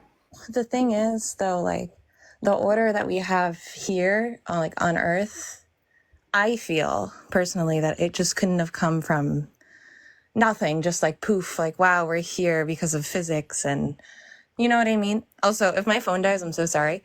But yeah, I just don't think that. That's what you're going to say. That's what I was going to say. You said that if the Earth was different, we wouldn't be here. Well, yeah, sure. But there'd be something else here, right? How do you know that if the Earth was a bit off, there would be more life? What if the universe was different such that more life would happen? A better universe than this one? We don't know that either. So how could you possibly assess that this is the perfect universe when all we have is this one? We don't have another to compare. So you can't use the fine tuning there at all. It doesn't work. Sorry, let me clarify. I don't think that our Earth is perfect. Like, there's a lot of flaws, like a lot of evil, a lot of chaos that I heard you speak about earlier. I don't think our Earth is perfect, but just the way that we as humans are, we have intelligent minds, like we have rational minds, like we're able to live, you know, and like breathe oxygen and just like do all of these things. Unless you have asthma, yeah. Yeah, of course. But like, I think that, or pneumonia. I just don't think that can come from nothing. And Yeah, but Lauren, look, nobody is saying it came from nothing. Clearly, the universe is complex, but there's also reasons why it's complicated. Natural selection explains how simple things become more complex. Cosmology describes this cosmic evolution of nebulae the stars explode, they form nebulae, they collapse, they turn to star systems, and that recycles. There are many. You're forgetting the full context of the universe and what we know about it, such that we can explain why it's complicated and configure the way it is. You never have to invoke magic. You never have to invoke a god. You understand science enough, you can understand we have explanations for everything we see. no, I agree. I think we do have explanations for everything we see, but I don't think anything you're saying like proves that there's not a God. I think they kind of go hand in hand, if that makes sense. Well, there are reasons to think God doesn't exist. I mean, do you think God is all good? Yeah, I think God is all good. Does God desire everybody to go to heaven? Of course, I think he does. Okay, does God get everything he desires? No, I don't necessarily think so. I think that God is somebody who wants us to have a relationship with him, but since he loves us, he lets us decide if we want to have a relationship with him. And So God can fail at something. If God wants to get something, he might not get it. He can fail at getting things. I don't really understand what you're asking. Can you rephrase it? Like, is God all powerful? Can he make anything happen he wants to happen? Yeah, so I think God is all powerful. Okay, great. So then he can get everything he desires. He can do it, right? Correct. But Okay. but can I answer? Can I finish? But I think that since he, loves us so much, even though he has all this power, can create everything that he wants and get whatever he wants, he chooses to kind of limit his power and let us decide like what we want to do. So like if I want to like slap you in the face, if I want to like murder you, if I want to do something horrible, I can do that because I have free will, because he is limiting his power, if that makes sense. It doesn't. First of all, you're using the free will defense. You're saying, oh, well, Mike, we have free will. That's why bad things happen. The problem with saying that is God has free will, doesn't he? And does God ever do bad? Does God ever do bad? Yeah. No. Right. So if God has free will but always chooses the right thing to do, well then why doesn't this apply to humans? Why can't it be the case that God makes a world where we still have free will, but we all choose the right thing to do, so there's no evil? Because then we wouldn't actually have free will. I feel like, yeah, does that make sense? Like we wouldn't actually have free will if we couldn't decide to do something. Like, you know what I mean? We would still have free will. We would have the option to choose between good and bad, but we always choose the good, just like God. But that's not free will. I'm sorry. Like, I don't mean to be rude, but like, if you... So then God doesn't have free will, right? I don't understand. I'm sorry. Let's try again. God has free will, but always chooses the right thing to do, correct? God has free will, but always chooses the right thing to do. Okay. Yeah. So if humans have free will, it's possible that we also could choose the right thing to do, right? It's possible, yeah. Great. So why didn't God make the world where people exist with free will and they all choose the right thing such that they all go to heaven and everybody's happy? Why is evil necessary at all? If God is all good, why didn't he make good people? If God is all good, why did he make good evil? So again, I don't mean to repeat myself. I really don't. But I really feel like the situation you're describing is like, why didn't this man like give us an option, but not really? So like we can choose between good and bad, but we always choose good. That's not really an option. Then by your definition, God doesn't have free will. Because can God choose evil? I Does mean, God ever choose evil? No, he always chooses the good, right? well, that's because he's perfect. Oh, well then why didn't God just make us perfect people? I don't know. Because sin entered the world, Okay, and well, I don't know. I don't have all the answers. this is not a good reason, right? This is not a good excuse. Evil's still unnecessary. Yeah, I think evil is unnecessary and it's wrong and it's horrible. But it exists, and I don't think God should be faulted for that. God is good, but sometimes. But who's responsible for this world? God. How is he not responsible for all the evil that occurs? It's like a parent who sends their children off to school, and the child makes a mess of everything because he got it from his father. Well, that's the parent's fault. He caused that kid to do that. He didn't teach his children correctly, just like God isn't teaching us correctly. God's a terrible father. He's nowhere to be found. He's not helping us. He just gave us a book and said, "You better learn it, or you're going to Yeah, die." the thing is, I think we have the freedom to choose if we want a relationship with him, and if we do want a relationship with him, and if we want to accept him as our father, then he will raise us properly, if that makes sense. But if we choose to neglect him and I don't think anybody's choosing to neglect him. There's no evidence that he exists, right? It's like, yeah, there is no tangible evidence. I mean, we do have some so how can manuscripts you that date back reject to the it? Bible. How can you reject it if there's nobody there to reject? Well, I disagree that there's no one there to reject. I think, again, it comes down to the mystery of faith, right? So what you were saying about the father aspect, like if you have him in your heart and take him on to be your father, then I think he'll lead you in the right direction. Yeah, but What does that mean? Look, what does this mean? Have him in your heart. I mean, this sounds cute and cuddly, but what does it mean to have God in your heart? I mean, I was a Christian for 20 years, and I know loosely what you're talking about, but how do you really have God in your heart when, what's the difference between having God in your heart and just feeling happy? So I'm happy you're asking me that question. I think it just has to do with the lifestyle that you live, like actually committing your heart to Jesus and saying, my life is not for me, my life is for him. And once you make that distinction. My life is not for me, my life is for Jesus. Exactly. But once you feel it in your heart, not just say those words and have them mean nothing, but once you actually feel it in your heart. Am I perfect yet? Okay.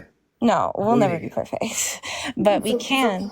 Look, the point is that this seems like a snake oil salesman, right? Oh, look, this snake oil can cure your heart. It can cure all disease. And then he sells it to you and you find out it's just a bunch of garbage, right? Like this is what Christianity sounds like to me, right? You're being scammed.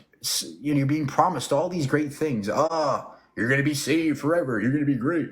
At the end of the day, he's nowhere to be found. He doesn't show himself. He reveals himself to certain select people who pretend that they're being revealed this thing.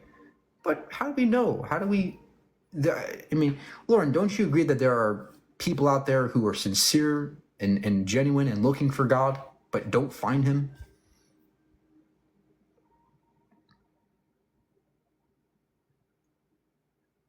Oh, she left. Oh.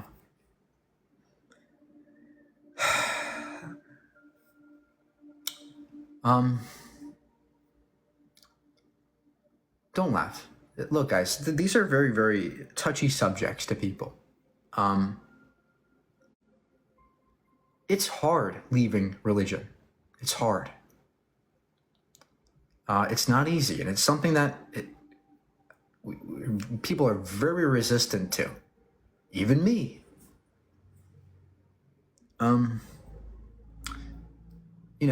But I think there's value in having these conversations, although it's not always comfortable, it's not always perfect. We have to treat others with respect and understand where they're coming from and learn from others. Instead of saying, oh, she ran. Don't say that. That's toxic. She didn't run. Who knows what happened? Maybe her phone died. Right? So I just want people to understand that these questions are very, very difficult. And yeah, her phone died. She didn't run. So stop in the comments. Don't say she's a runner. Don't do that. That's so disingenuous. All I'm trying to say is that sometimes people in these conversations can go through all kinds of stuff in their heads, and it's not always easy. All right.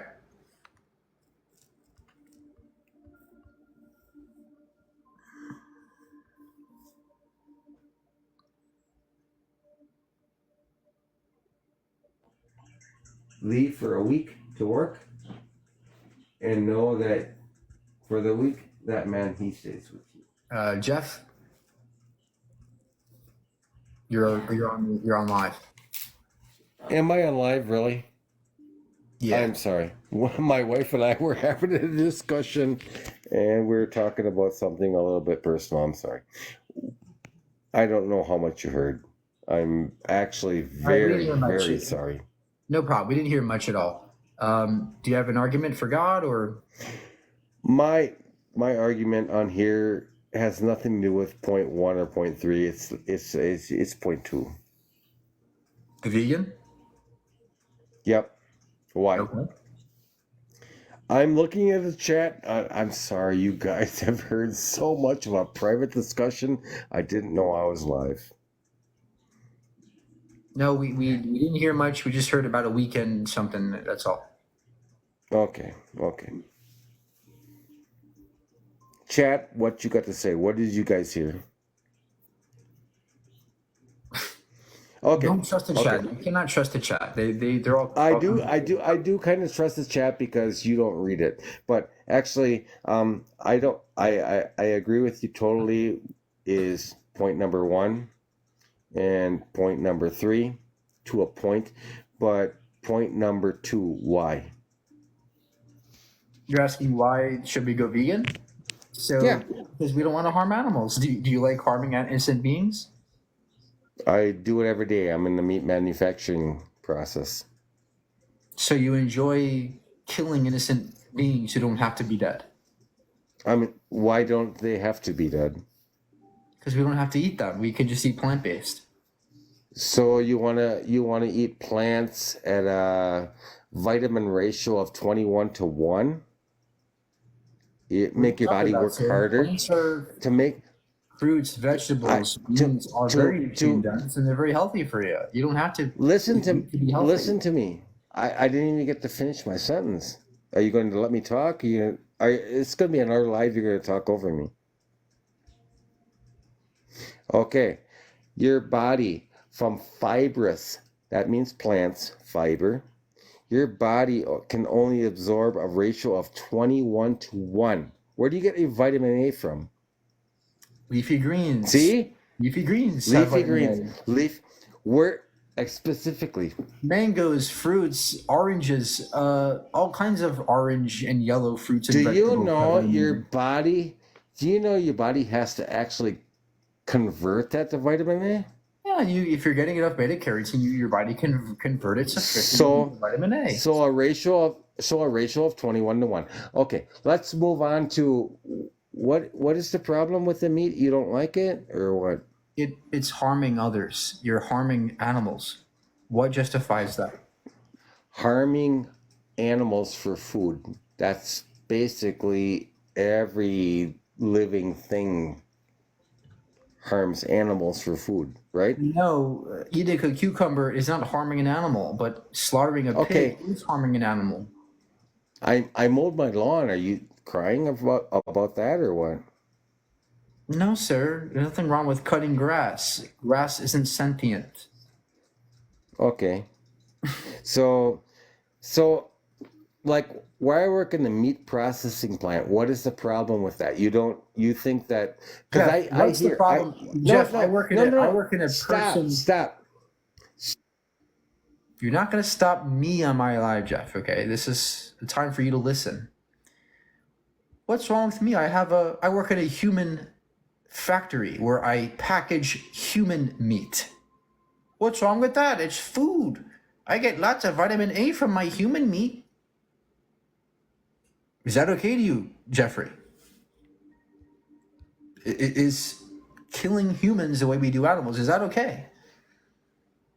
Well, if you'd stop putting me on mute, I could answer your damn question. Stop putting me on mute. All right.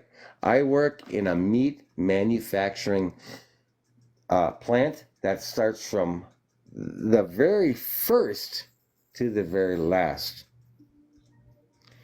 And I hear all you guys talking about grapes. I'm not really sure about why you're talking about grape. I'm not talking about inhumane and painful. Jeffrey, can you get back on track?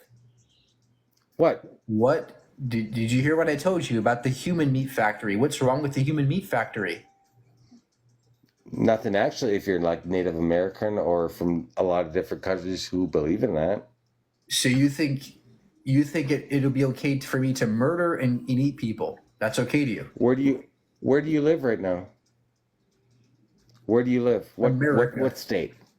America. No, what state? Why does it matter what state, Jeffrey? Are you Dahmer's cousin? Because it actually goes in. Is this Jeffrey Dahmer's cousin? It actually goes into Native Americans who were actually cannibals, and they were okay with that. But apparently,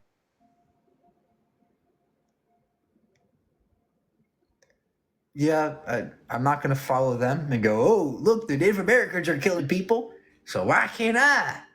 Yeah, that's not going to cut it. Look, guys, it's really simple. We don't have to harm the animals. We're doing it for no good reason.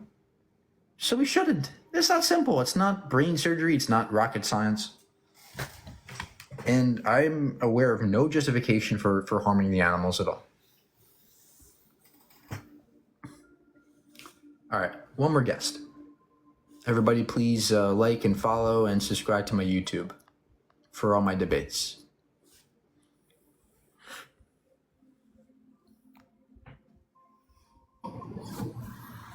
Hello.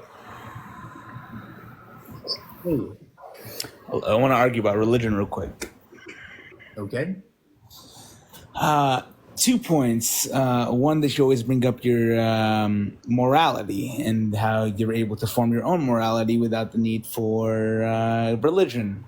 While I do get your point on that, I do think that your morality was one way or another shaped by religion, because religion shaped the world that we live in today, whether we like it or not.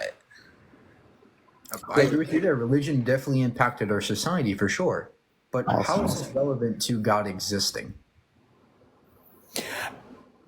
Oh, this is more of a religious argument, not really for God.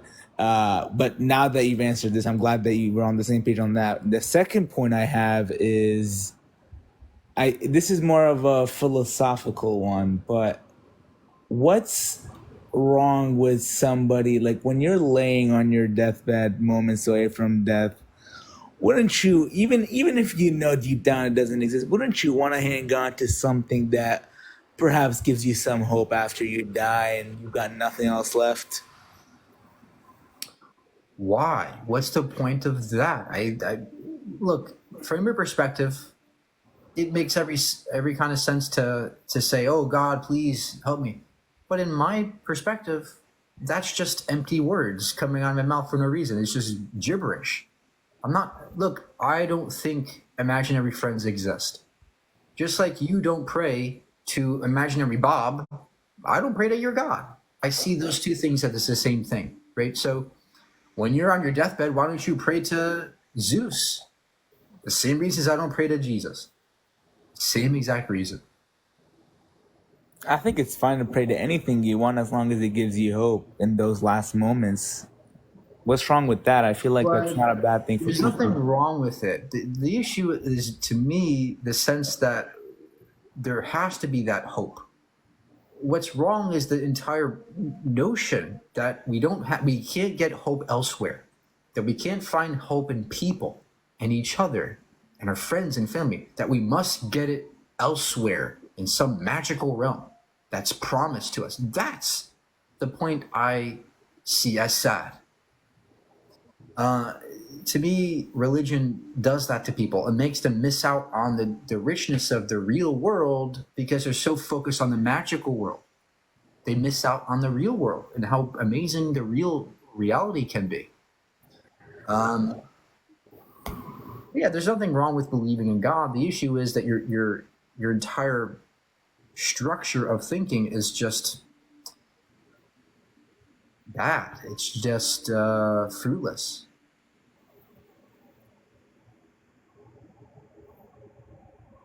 But do you have any evidence of God, or should I kick you? now you can kick me. Good talk though.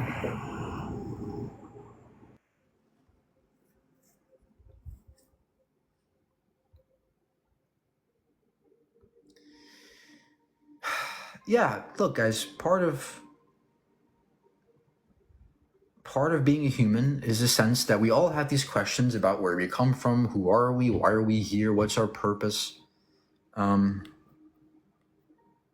we often look for something like God or, supernatural to kind of fill in that gap of our desires and ego.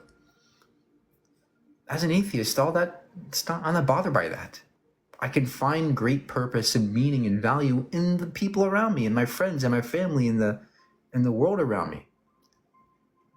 And I don't need God for that.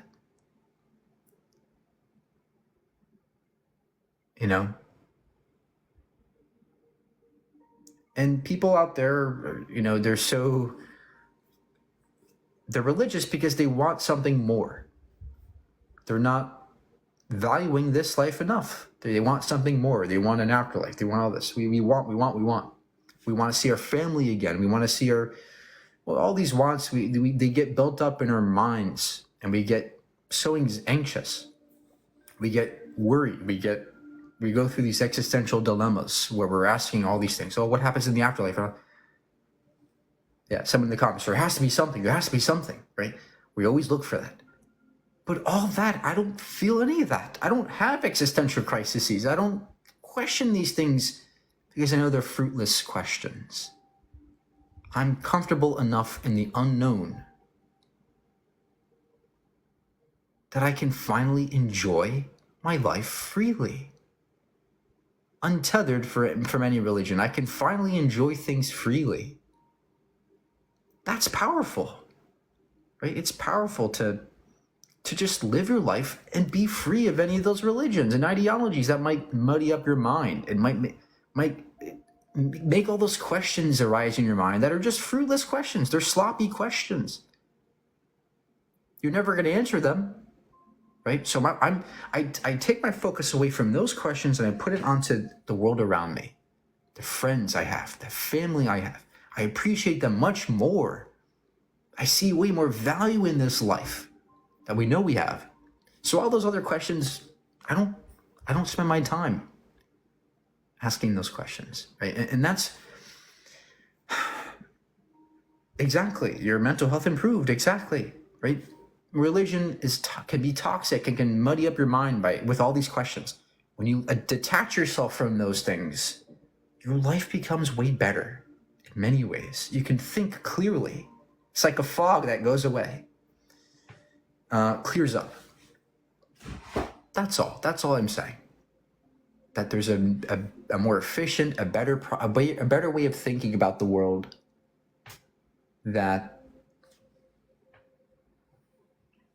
it's just indescribable. And it's a scientific perspective, right? It's about thinking about the world and what we do know, what we can know, instead of thinking about what's out there, something that we don't have access to.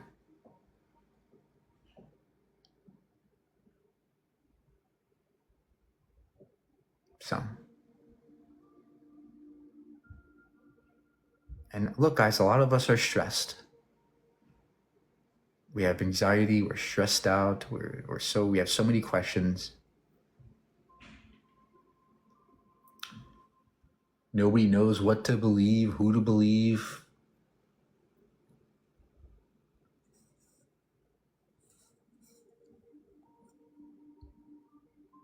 But being scientifically disciplined erases all that. You can think better.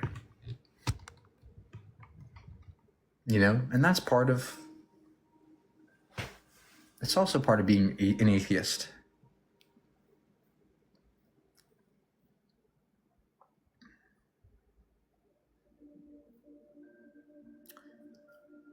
You can be content, you can be happy as an atheist. You don't have to believe in God to be happy. And I'm way more happy now than I ever was as a Christian. Because I'm happy with what I have. I'm happy with life. So I cherish it so much because this is all we might get. We might not get a second chance. So let's live it up. Let's do the best we can, man. Let's appreciate each other. Let's be better. Let's be kinder to each other. Let's cherish this pale blue dot, right? Have you guys seen this yet?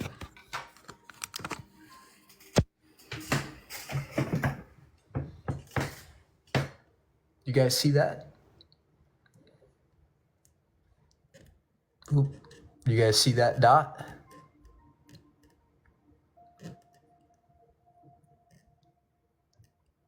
Right there.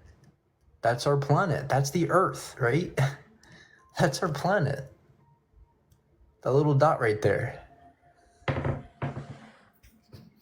That's it. That's all that's our planet. That's our home. That's all we know. That's all we got. You know? And all this vastness and all this emptiness and all this darkness. All we have is each other.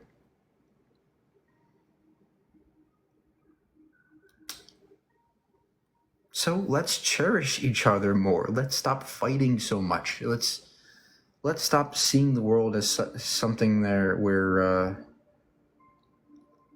we topple each other. We have to kill each other and harm each other to get our way. Look at the world from this perspective, this cosmic perspective. Well, all that stuff becomes very, very petty. So,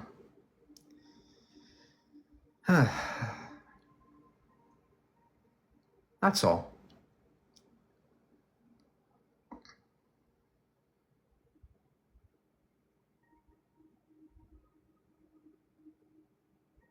Why what? Why be nicer? Because, look, what matters is our friends, our family, the people we love, the people out there. Being nicer to each other makes the world a better place for all. If we claim we're so precious because God made us, right? If you think we're so great because God made us, well, then let's show the world that we are great. Let's stop pretending we're great because we're just merely we were born human, and let's start doing something great. Let's start doing great things. Instead of just sitting there and going, oh, we're great, ha ha ha, we're great. Let's do it. Let's do something great. Let's make something happen. It's up to us. There's nobody else out there that's going to come down and save us. It's up to us. So it's like we're the captains of the ship. We're the ones guiding our future. Look at how empowering this message is. Look at how this empowers you. It motivates you. Every day I wake up and I'm going, this could be my last day. This might be my last experience. That motivates me to do great things, to help others. That motivates me every day. It motivates me to go vegan because, look, experience is precious. Just like the animals have experience, we all have experience. So let's cherish it. Let's protect it. Let's preserve it. Because it's all we got. And it's great. And we can make it better for everybody. You know? Why is experience precious? Have you seen the pale blue dot yet? It's rare. We are rarities. There's not much out there. There's not many humans outside the Earth. There's not many out there like us. Okay, we're very rare. You can travel 1 billion trillion light years. You'll never find another human like you or me. or your family. Think about that. I mean, nobody else in this universe is like you or your family or your friends. That's crazy. That's like, you know, why are diamonds rare? Why are diamonds so valuable? Because they're rare. There's not many diamonds out there. That's why they're valuable to us. Just like people and animals and the earth. We only have one. We only got one. So let's take care of it.